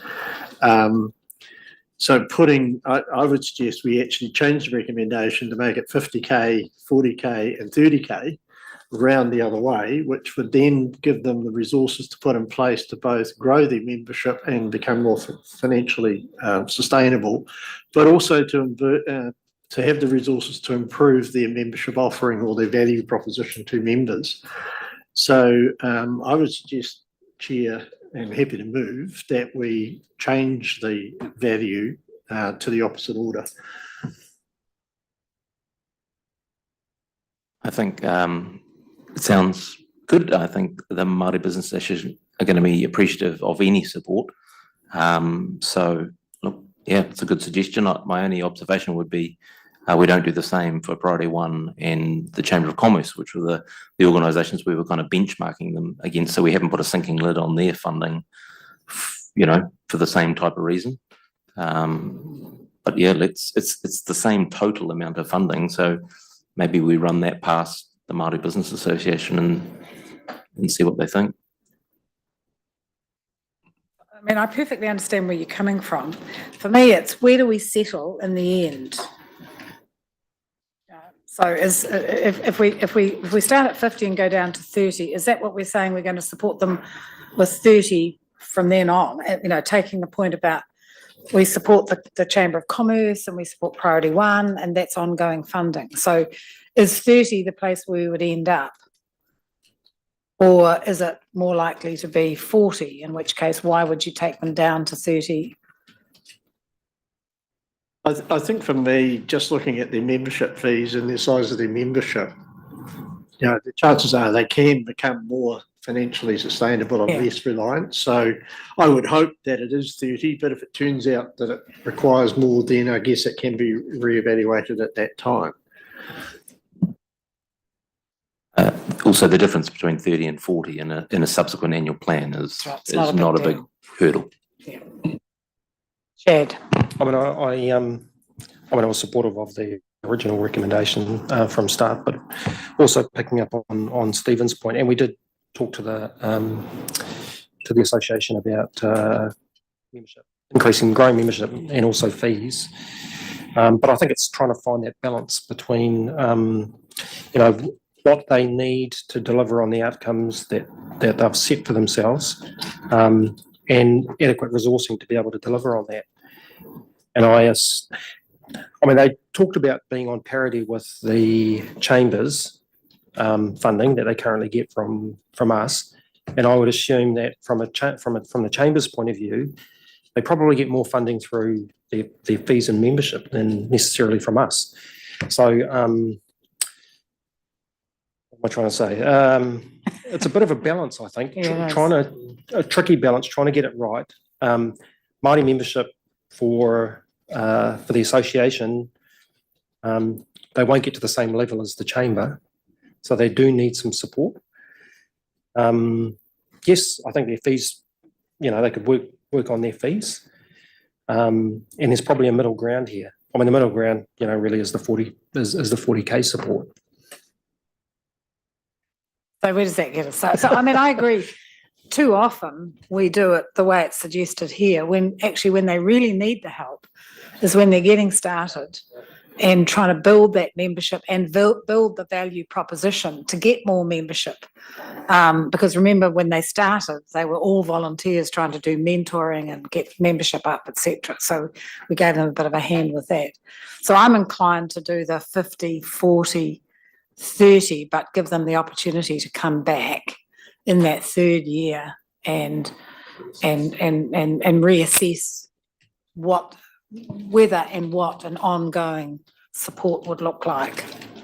Yeah, I think that'll work. Also, what well funding them in year one does, it gives them time to go and find other sources of funding, whether it's membership or grants from other organisations. So it does give them that front end support to create that time to set themselves up to succeed. So yeah, let's swap it around. In addition to membership subs, the other opportunity I think would be commercial sponsorships. I know that there are many industries, certainly in my experience as an industry body, you know, likes the corporate banks and the major companies in Tauranga could well be supportive of a growing Maori business. And I think there's an opportunity there for them as well, but that requires resource to go and make the acquaintances and invest the time to get them on board. Bill. Just wanted to note, Chair, that I am a member of the Business Chamber, so Of the Maori business? no, of the Tauranga Business The Chamber. Tauranga So Business I didn't want that to be No, given no, the discussion around the No. chamber. because we're not talking about giving the chamber more money. They didn't ask for more money. Okay. But so, I think the 50, 40, 30 and then coming back. And come So- back. All right, so Stephen's moved that and you happy to second that? I just want to, do you want to change, do you want to do it specifically or do you just want to change it we'll just change it in the document? Yeah, okay. 50, 40 and 30, all right. Waiari Cultural Recognition Program. To speak briefly to that, our iwi partners have made a significant contribution and the Waiari Kaitiaki Advisory Group. It has an obligation under the resource consent to have a Maori model applied, which basically tracks the impacts of the Waiari treatment plant on the stream. As we have worked through this, we have recognised together with our iwi partners that there's sort of an educational component to this. There's some broader recognitions that could be made in relation to that program, and this proposal basically just suggests an investment in that. As I said earlier, when we're talking about waters done well or three waters or whatever, this is really where our local mana whenua have the interest, and where local government has to make sure that it is working closely with mana whenua, because this is what they're interested in, really, when it comes down to it, isn't it? This is where their rights and interests are represented, so very supportive of this. Bill, as a member of the Waiari. And I agree with those comments, Chair, because those interests have, ever since Shad and I have been on the Waiari Kaitiaki Advisory Group, those interests have been clearly enunciated well over the 3-year period. So it's really just supporting what's proposed, but also those ongoing discussions with our partner consent holder Western Bay and also the Bar-Plenty region. So there is some sharing of costs, but I think it's in terms of the integrity and trust of this organisation, I think it's important that we actually make that. So has Western Bay also got something in their long-term plan? I don't know. They're yet to go through their process, but they're obviously at the table, as is the regional council. So we're working on their respective. We're working on them. Their respective contribution as well. Yes, thank you. Okay. Yeah. Yeah, support those comments and particularly from Nick as well. The group will be making submissions to Western Bay and to the region. And the presentation we had last week from the region, there was, from memory, there was a line item there around Māori capability and capacity building or something to that effect, which I think we could probably tailor a submission to tap into.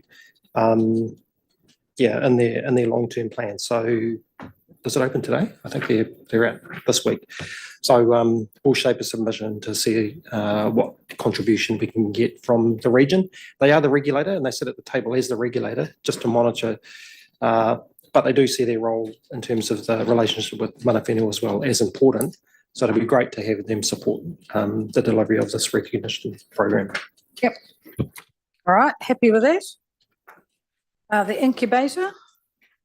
So I see we've got Simone and coming along to listen. I think the disappointment that I had during the submission process was that we didn't get the opportunity to ask any questions about the submission, and I had quite a number. So Barbara, I think the first one is there seems to be some dispute over how much was allocated and how much has been delivered. And so Certainly. So the contract that we have with the incubator about the grant, as opposed to any other funding that's given in any other source, definitely has a resolution that was made that the first year of funding was 250,000 and it was increased by 110 per year.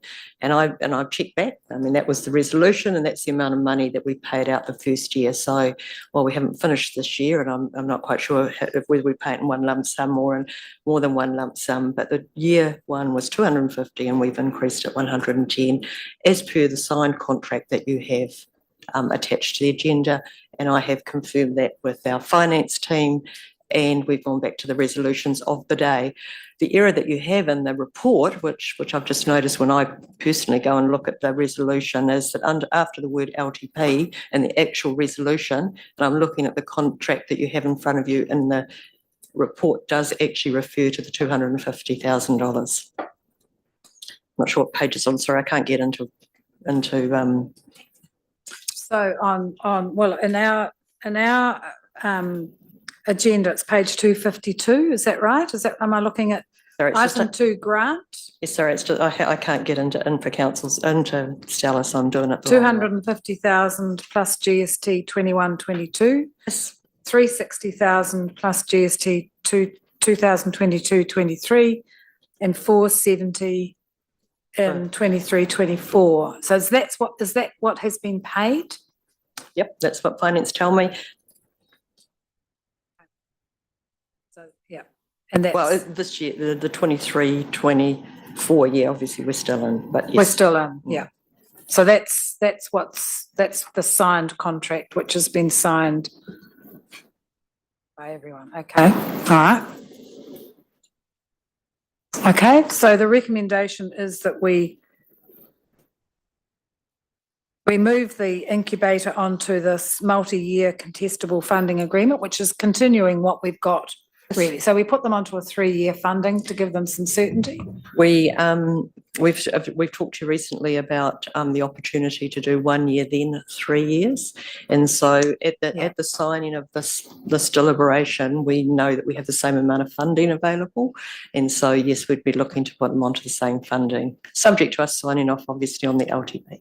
So to be clear, those organisations that we have a 3-year funding agreement with, we're trying to get into the long-term plan cycle, which means that we'll sign them up for the 24-25 year on a 1 year, but then at 25 onwards would be a 3-year, because then you've got the LTP signed off and you know how much money you've got instead of having to go back and renegotiate in case something happens. Yeah, and the certainty for the clubs is that we're sitting here now, well, normally we'd be later in the year, so at least we're earlier in the year, that we'd be sitting here later in the year not understanding, whether or not we've got that money that we can sign up to.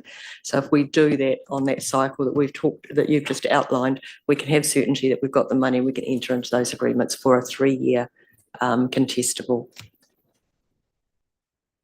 I think the answer to the incubator is it's pretty much status quo.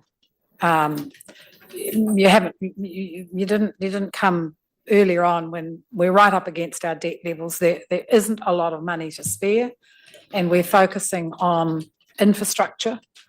Even a lot of that we've had to push out. So we're just basically going to keep where you are and maintain the status quo, but keep on to that 3-year funding contract.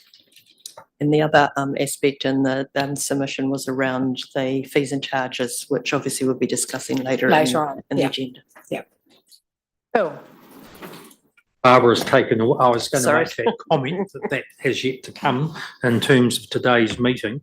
What I do think is important And given it's not just for the incubator, but other entities moving in terms of community funding policy, is that early engagement. So I think it's important in terms of TCC engaging with the raft of organisations and agencies around that. So there is clarity in terms of the process going forward, and then what those opportunities are then in terms of the next LTP process, because I think that understanding is absolutely important in terms of the relationship, obviously, between TCC and organisations.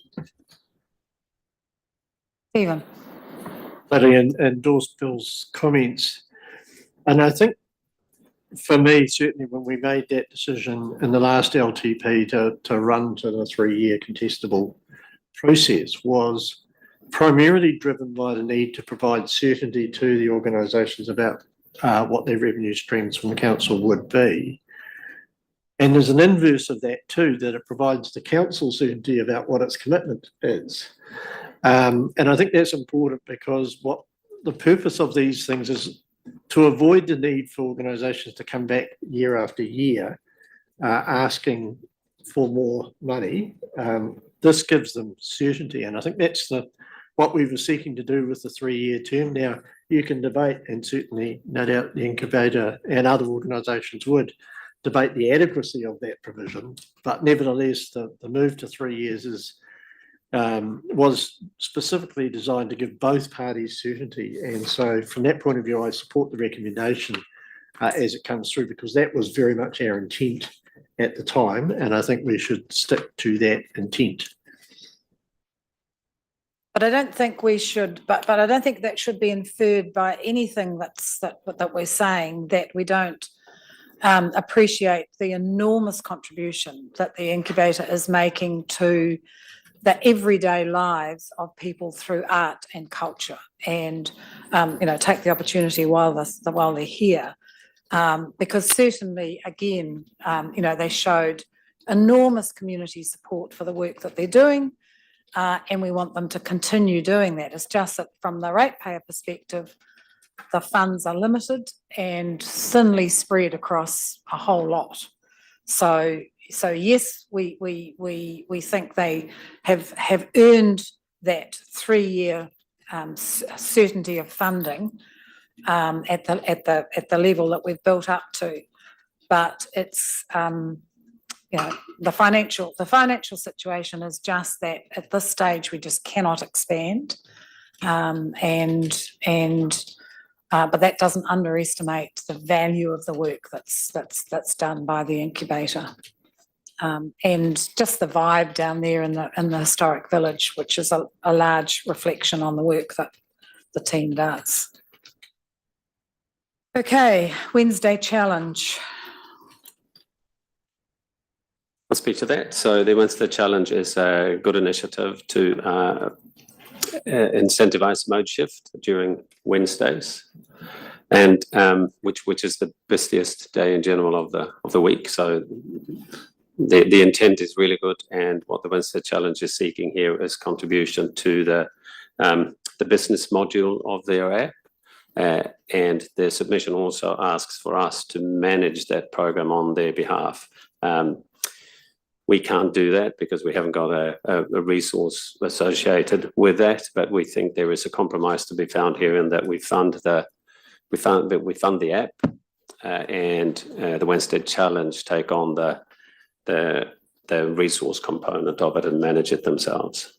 I think that's a good compromise, isn't it? I think that's a good place to land, because we don't want to walk away from the good work that they have done. They certainly have a good profile amongst the corporate sector. Yeah, that's right.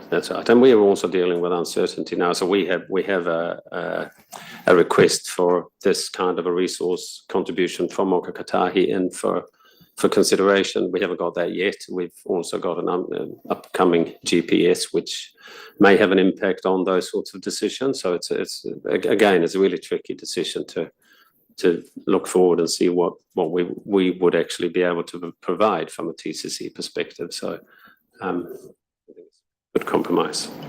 I think it's the compromise that I'm interested in, because I still think we cannot have our transport program driven by Waka Kotahi. We cannot have it driven from Wellington. Otherwise, we're at their mercy all the time. And we do know that we need people to be thinking more about how they choose to travel around the city. And so we need to keep focusing on providing those alternatives and promoting those alternatives. Whether or not Wellington decides it wants to fund any of that, we still have to keep on with it. And if we can get some money out of Wellington for it, great. But that we cannot just allow ourselves to be at the total mercy of people in Wellington deciding on our traffic priorities. That's what's got us here. Part of the reason why we are where we are. Okay, everyone happy with that? Yep. Ngāi Tukarangi Hapu Trust. So that is, that suggestion is to add into the Hapu Management Fund pot, not necessarily for Ngāi Tukarangi, but into the pot. We work with Regional Council in Western Bay, where those maybe the contiguous with Western Bay, or we'll always be with Regional Council to see if we can get joint funding to give a greater pool. The 60,000 in a year at the moment, that's fine if sort of only a small number, but if they need to do a more extensive Hapu management plan or a number of them, it's a bit small. And Hapu management plans are helpful to council in that we require them for urban planning and housing planning, but also for infrastructure. If we're wanting to build infrastructure through Hapu areas, it's a really critical component of engaging. So there is a benefit to the ratepayer. We've got a really clear process, and Ngāi Tukarangi could apply to go through it. So that's our suggestion on the way forward. Yeah, I think that's a sensible solution. Probably one of the things I'm kind of got in the back of my mind is probably, I don't know, maybe a dozen plans that sit within TCC, and their review maybe every 10 years, probably like a city plan. It would be useful to kind of have a rolling, so you can kind of understand how much money is available each year to review plans, because I know I'm aware there's some quite old plans that need reviewing, and like the Ngāi Tukarangi, it's probably about 10 years old. So, but then there's some that are older than that. I suppose what I'm saying is it would be useful to understand what a program of review might look like through the rangapu. That investment into reviews can be quite focused. So working with the region and saying, we can do 2 this year, maybe 2 next year and 2 the year after or whatever, and continually refining and updating those plans to provide assistance to councils. Okay. And then there's how do we want to treat this confidential event? I mean, it's a bit nutty, isn't it? It's a big event we need to put some money away for, but we can't talk about, essentially. Are we happy to put some money away for this big event? The reason we can't talk about it is because we can't announce it until. No, that's right. Until someone else to talk about it. Yes. It's whether or not you want to go into have a discussion about it and go into public excluded, or. Why don't we come back to it? Why don't we do it when we do the other? So I need a motion then for A to J with the changes to the Maori Business Association included. Shad, you're happy to move that, and Bill's happy to second A to J. All those in favour say aye. Against? Carried. Someone taking a note of all these things we've got to come back to? We haven't got the whiteboard. Okay. Coffee seems a long time ago. Community stadium. We have external consultants coming in for that one, so they are organised for this afternoon. Oh, okay. So Right. it was planned for 2:00. We could probably do it straight after lunch, but we can just. Same for City Centre Hotel? No, Paul and I can talk to that one. Oh, okay. All right. Well, let's do City Centre Hotel. And are you happy if we just call it 2:00 and? Yep. Yep, that's great. City Centre Hotel is pretty simple. We've been working with Willis Bond, Oscar from Priority One, on the possible development of Site B, so the Durham Street car park land. We've done a feasibility study and a pre-business case on what a hotel and conference centre could look like on that site. We just want to continue that work. We've got budget in the LTP to do it, and we just want direction from this room to continue that work with a view to coming back before the end of the year with, a really thorough understanding of the value proposition and whether it's something that the city could or should want to invest in the future. Perfect sense. Yeah, I support the recommendation. I think, with Te Manawataki and even the stadium conversation, which we'll have this afternoon, I think the alignment between each of them, I think is really important because they are complementary and they do, if you think about what they deliver in their separate components, but actually collectively from an economic development perspective and the growth of the city centre, they all need to kind of align and work together. And I think the hotel conference centre element to that, I think, is really important. Yep. All right. So you happy to move the recommendations? Stephen, second them. Any other comments on that? So it'd be an incoming council that gets the full business case and makes the decision which would go into the next long-term plan. Yeah. All those in favour say aye. Against? Carried. Thank you. Car parking building. Might have gone a little bit quicker than planned, so Simon's on his way, but. Okay. Let's go on to urban growth targeted rate. Have I missed one out, have I? City centre development. So this was trying to understand from the community their view on further incentives to support development, and one of the ideas was a grant for development contributions policy costs to development. We've had a look at it and we don't think that it would be the thing that would make the difference between a development proceeding or not proceeding. If it's of a scale and that's the thing, it's probably likely got overall financial feasibility issues.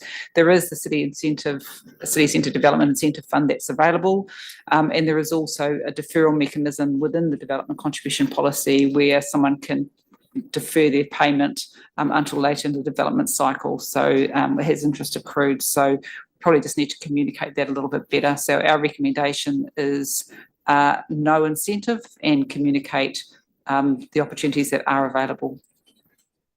Yeah, so the deferral clearly is a option that others are using, but our people don't seem to understand that that's on the table. There are some requirements. We need to be satisfied that they're a credible developer with a track record, and as long as they can demonstrate that, and sometimes we enter into legal agreements, and sometimes we put an encumbrance on the title so that if anyone were to purchase that property, they understood that the charge was still to be charged. It hasn't been paid at the normal time. That's a relatively simple and relatively cost-effective process. So if they're agreeable to that and the interest charge, it's reasonably straightforward. Okay, Bill. And Stephen second. Any further discussion? Wasn't a resounding success from the consultation, really, was it? All those in favour say aye. Against? Carried. Industrial rating. Yes, Jim's there. We could do that. Jim's sat through the morning. Yes. Just while Jim's coming up, just to introduce the paper. Quite a bit of feedback, mostly in favour, supporting it from those that receive a reduction in their rates because of it, and the opposite for those that receive an increase. So not surprising, some feedback just around the timing of it and whether it was to be phased or not, which is really what the resolutions are effectively reflecting as to whether that's being phased or not. The paper being handed out is really just to reflect the latest rate number that's in there, because the rate number obviously keeps moving. So That's just reflecting what it will mean for the median or residential, commercial and industrial rates as well. And then we've also just put in there just to continue to move to the overall phasing of 65, 15, 20 in future years. Jim, did you want to make any comments? No, I'm just happy to take any questions you've got around the paper or anything in it, or the table that we've handed out with the updated numbers. I have to say I was really disappointed with the industry response to this, to have 113 submitters photocopy and send in a submission without any thought about what is quite a substantial change to the rating differential in Tauranga is pretty disappointing. And I just think of those, I think at the last LTP we had a session with the large commercial operations who were quite involved with what we were doing with the differential. Several of them said they didn't think they were paying enough in rates. And we got none of that this time. No feedback. Well, we had a couple of quite detailed submissions, but really from the bulk of the what would be classed as the industrial ratepayers, we got very little. And so I must say I have vacillated between doing it in one hit, because there didn't seem to be, and that's the problem with consultation, there doesn't seem to be a widespread antipathy to what we're proposing. Does that mean that most of those industrial businesses are happy to pay more rates because they haven't objected to it? And I know some of them, that's the case. Or do we go the fact that they were happy to photocopy someone else's thoughts and put them in as their own as their objections? So part of me thinks we should just get on and do it, and then move to the percentage, which is much more stable from a long-term perspective. It doesn't disrupt stuff with valuations. And then you look at what it might mean for some of our businesses in difficult times. It would be quite a big jump for some of our, particularly our larger industrial businesses. Shad. Thanks, Jim, for the paper. Looking through the various options, the adjustments across each of the options, you can kind of see the movement particularly between the industrial and the commercial. The commercial really benefit from the industrial rate across each of those options. The residential ratepayer would benefit, I think, from looking at your page one, option one, going now, would benefit directly as well. Whereas if we were to do the staged approach, then residential ratepayers would be potentially a little bit worse off. But across the board, the commercial ratepayers seem to be better off across each of the options. That was interesting in your comments. Yeah, that was a deliberate option, taking into account the economic environment at the moment for the retail and the commercial sector in particular. The 2.1 is substantially lower than any other metro, but taking into account that cost of living crisis at the moment that appears to be impacting retail certainly more than industrial, who have not had the same level of disruption.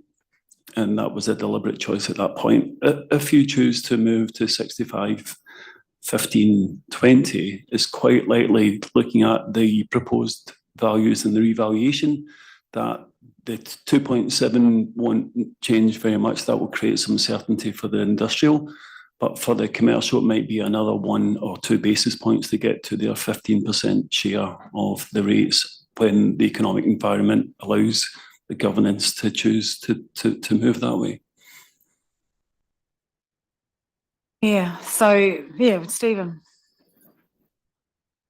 Yeah, I'm just looking straight at the high industrial 99% category and comparing the relative increases for those companies between doing nothing, which will still take them to, on the industrial, I mean, doing nothing, which will still take them to 168 in round numbers, $1,000. Under the phase, they're going to 185, and then under the do it all in one hit, 203. I mean, to be honest, given the size and caliber of those firms, the difference between 185 and 203, it's not a lot of money. I'd be surprised if they can't cope with that.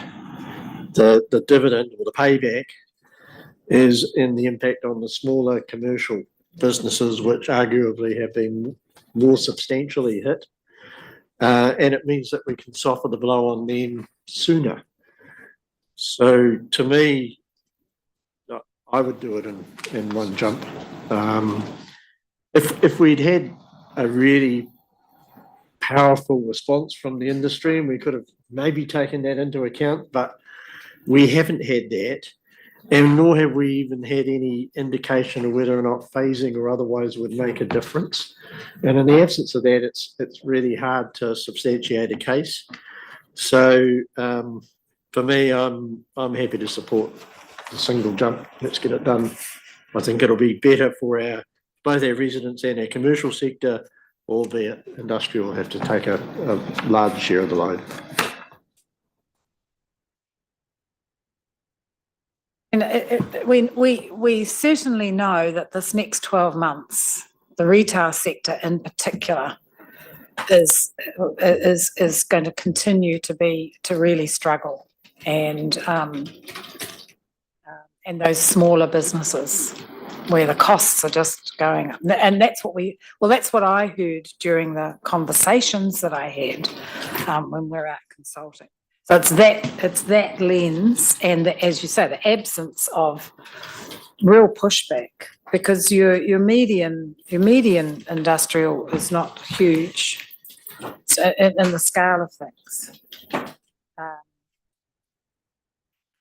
So yes, I went backwards and forwards, but because of the effect on the commercial and the residential at quite difficult time, I'm inclined to go with let's get on and just do it. Because as we move to the percentage with the new valuations, that's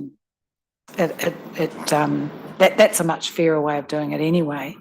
And you would have the jump with the industrial then as well. Probably. Do you want me to move, do you? You're looking at me to move. Oh, well, yeah, well, I'm happy to move. You move? For one. So it's Option one. D1. Yeah.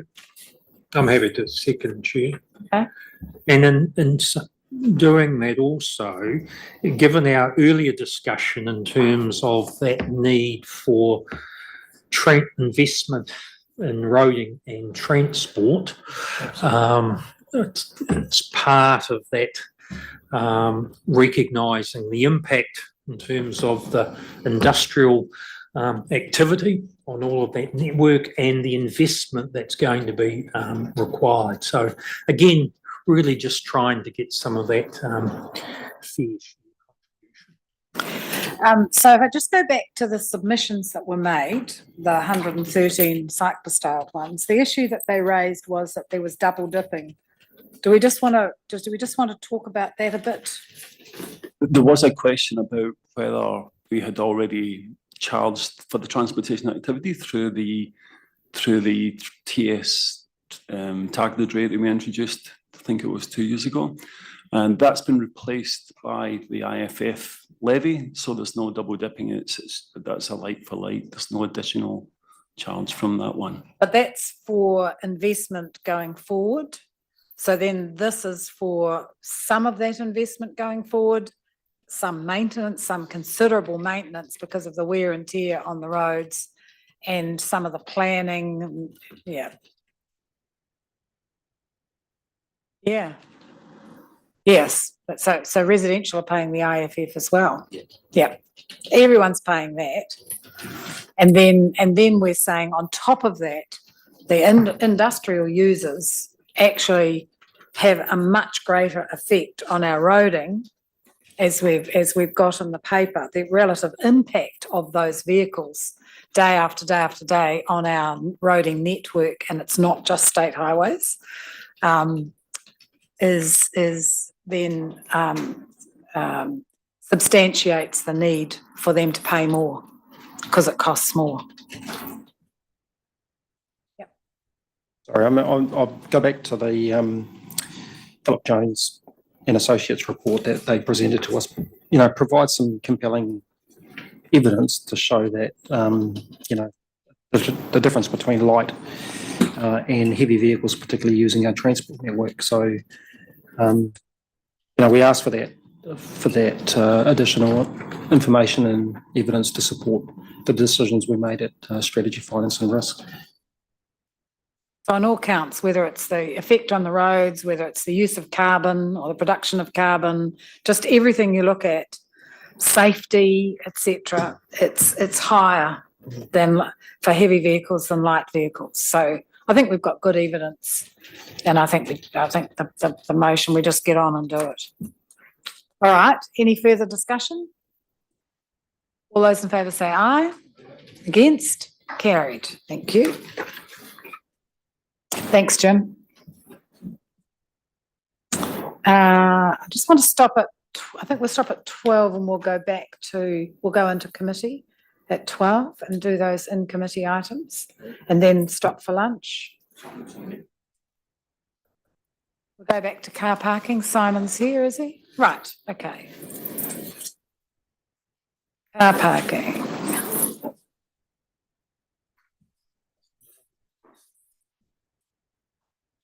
This was the most complicated paper. The most complicated paper. And I had to read it on my birthday too. Really. So you better make up for it now, Simon. No pressure. Thank you, Madam Chair and Commissioners.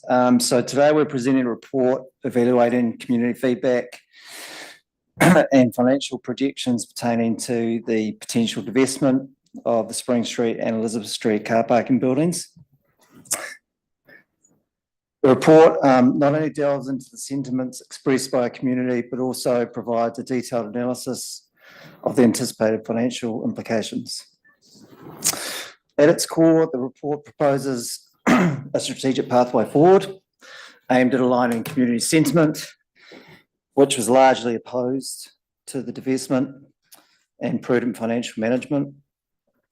So the aim is to utilise projected cash surpluses from the activity, from the parking management activity, to support the Te Manawa Te Papa program of works with up to 46 million in funding. Ultimately, this provides a better cash flow outcome for council, and it's basically down to the delta between what we'd sell the building for and what we can borrow. And that delta sits at about probably 1.5% to 2%, and that impacts our cash flows.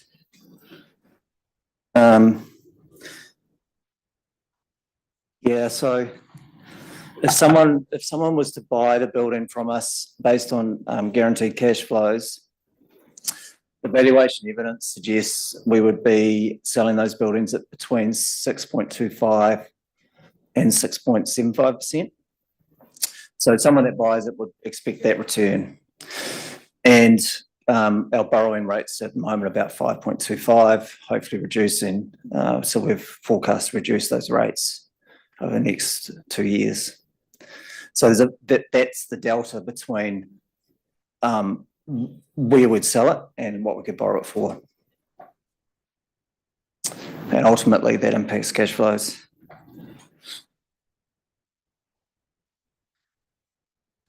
So in line with the commitment to responsible stewardship, we propose a contingency plan to reassess the potential divestment of the parking buildings should surpluses fall short of expectations. So we can revisit this if we have to. Underpinning the recommendations is the asset realisation reserve approach, which categorises the parking buildings as potentially available for disposal. This strategic classification enables us to prudently evaluate opportunities for optimising asset portfolio. Crucially, the financial analysis forecasts an improved performance, projecting surpluses from 2025 onwards.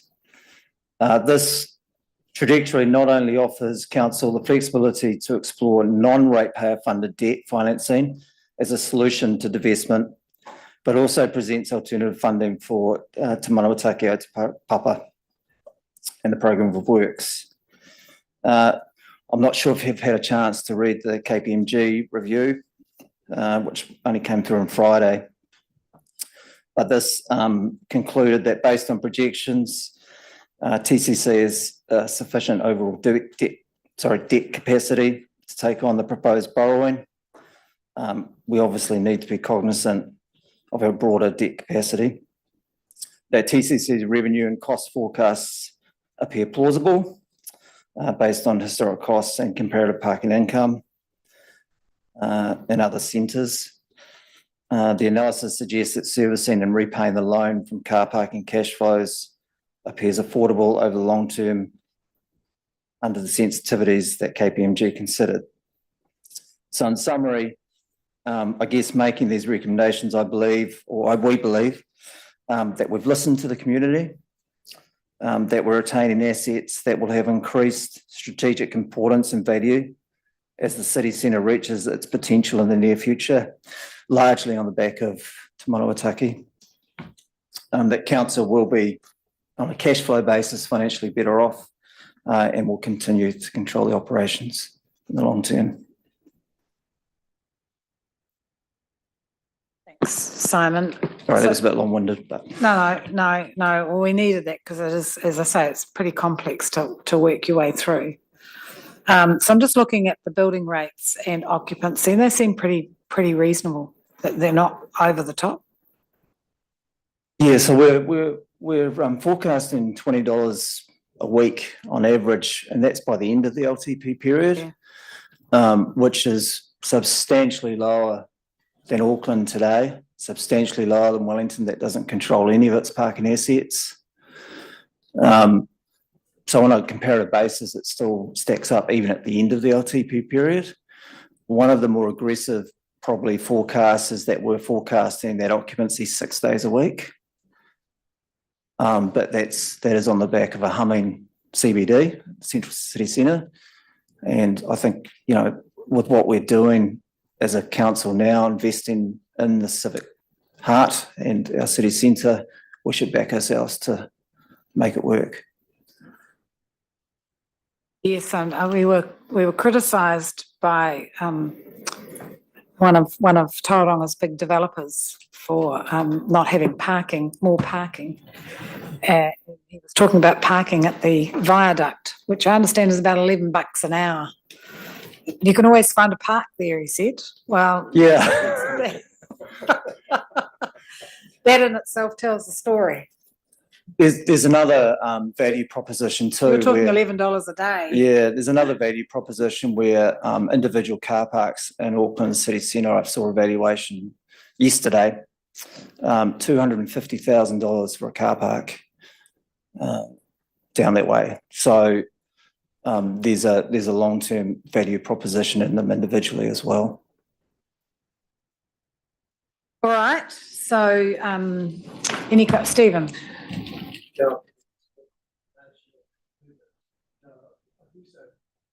Is your mic on? Happy to support the recommendation. Apologies, I thought I turned it on, I turned it off. Happy to support the recommendations, happy to move it. Though in doing so, note that we are taking a risk on that, particularly I think in that occupancy space. I'm pretty comfortable with the rates. I suspect they could probably move more than that. So I think we're probably on the safe side there. But the occupancy shift is a little bit more questionable. So I like the option that's included in the recommendations that we can review this depending on how things go and opt for a sale if and when we think it's appropriate. That is the difference between the delta, really, is that the private sector will be assessing that risk and therefore wanting a higher return relative to the our borrowing costs, but that's the reality of finance, and I think this is a reasonable punt. Yeah. It's a good point, and I think something I failed to mention too is that we're really seeking a much more commercial approach in terms of how we operate those car parks on the fee basis and so on. We should be running them as a business, in my view, not just utilising them to reduce cost to parking people. It should be market led. And as the CBD, as you say, with the investment in the CBD, not only by us, but by the private sector as well. Blimey, on Sunday, I understand the CBD was humming. So much more of that will be evident, and so we should be shared. And then Thanks. Oh, do you want to go first? Just going to say, so resolution D was in place effectively to allow a sale to occur in a future date, should that be the case. I had similar sentiments to Stephen about occupancy and making sure that we can kind of reach those levels, but also making sure that our price is set right, but also balancing that with on-street car parking. So trying to push people into off-street car parks, and I think the current, from what I understand, our current charging for all-day parking is about $17, I think. So this is a reduction in terms of what the current fees are. But ultimately, it's a balance between trying to get people long-term parking occupancy into our off-street parking and freeing up the on-street for shoppers and those kinds of things. Just to clarify that the 17.50 is the all-day. So these are the average rates per day, effectively. So they'll be shorter and longer term stays. That's why they're coming. So it's not a reduction. Yeah. average between turnover and, yeah. Okay. So Stephen's moved. Someone prepared to second? Shad second? All those in favour say aye. Against? Carried. Thanks, Simon. Where are we? So we're just on 12. So I think what we will do is we will go into public excluded to consider the papers.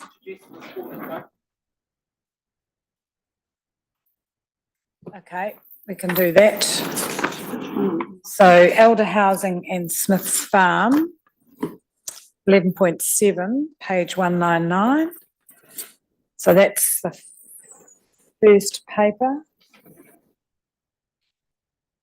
Yeah, that's then the other paper is one we considered earlier. Yep. That which is the deliberations. Yes, so it's an attachment to that.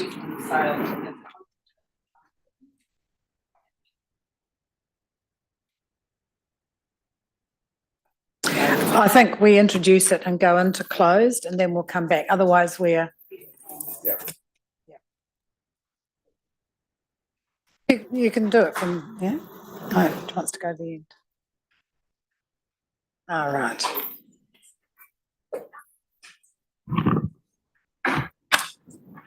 So this report covers two elements of properties that have been owned by council for which there are decisions to be made about how the proceeds from the sales are used. The first one is around the elder housing. So those transactions with KO have been completed and PTAL has been completed and he now is still underway. So we've estimated what we think the likely proceeds are.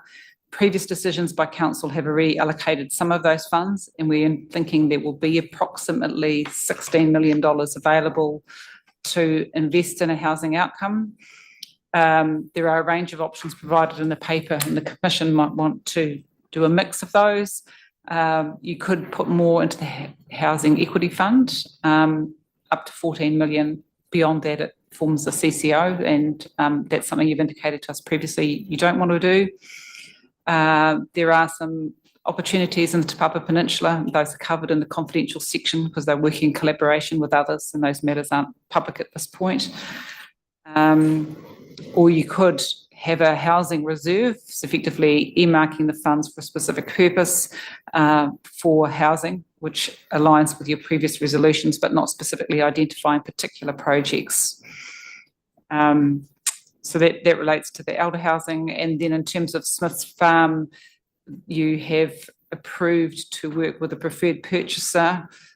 And you have previously made a decision in terms of the asset realisation reserve that the funds would be used for Te Manawa-Taki Otapapa as a first priority. And so we're really just seeking whether you wish to now formally confirm that now that you've proceeded down the disposal track and you're clear around the level of proceeds, pass a resolution to put those net proceeds after the disposal costs towards Te Manawa-Taki Otapapa. Happy to answer any questions. Right, so I think what we will do is I'll get a motion to move into a public excluded for the reasons outlined, because we've got commercially sensitive issues to discuss. And so it's been moved by Bill and seconded by Shad.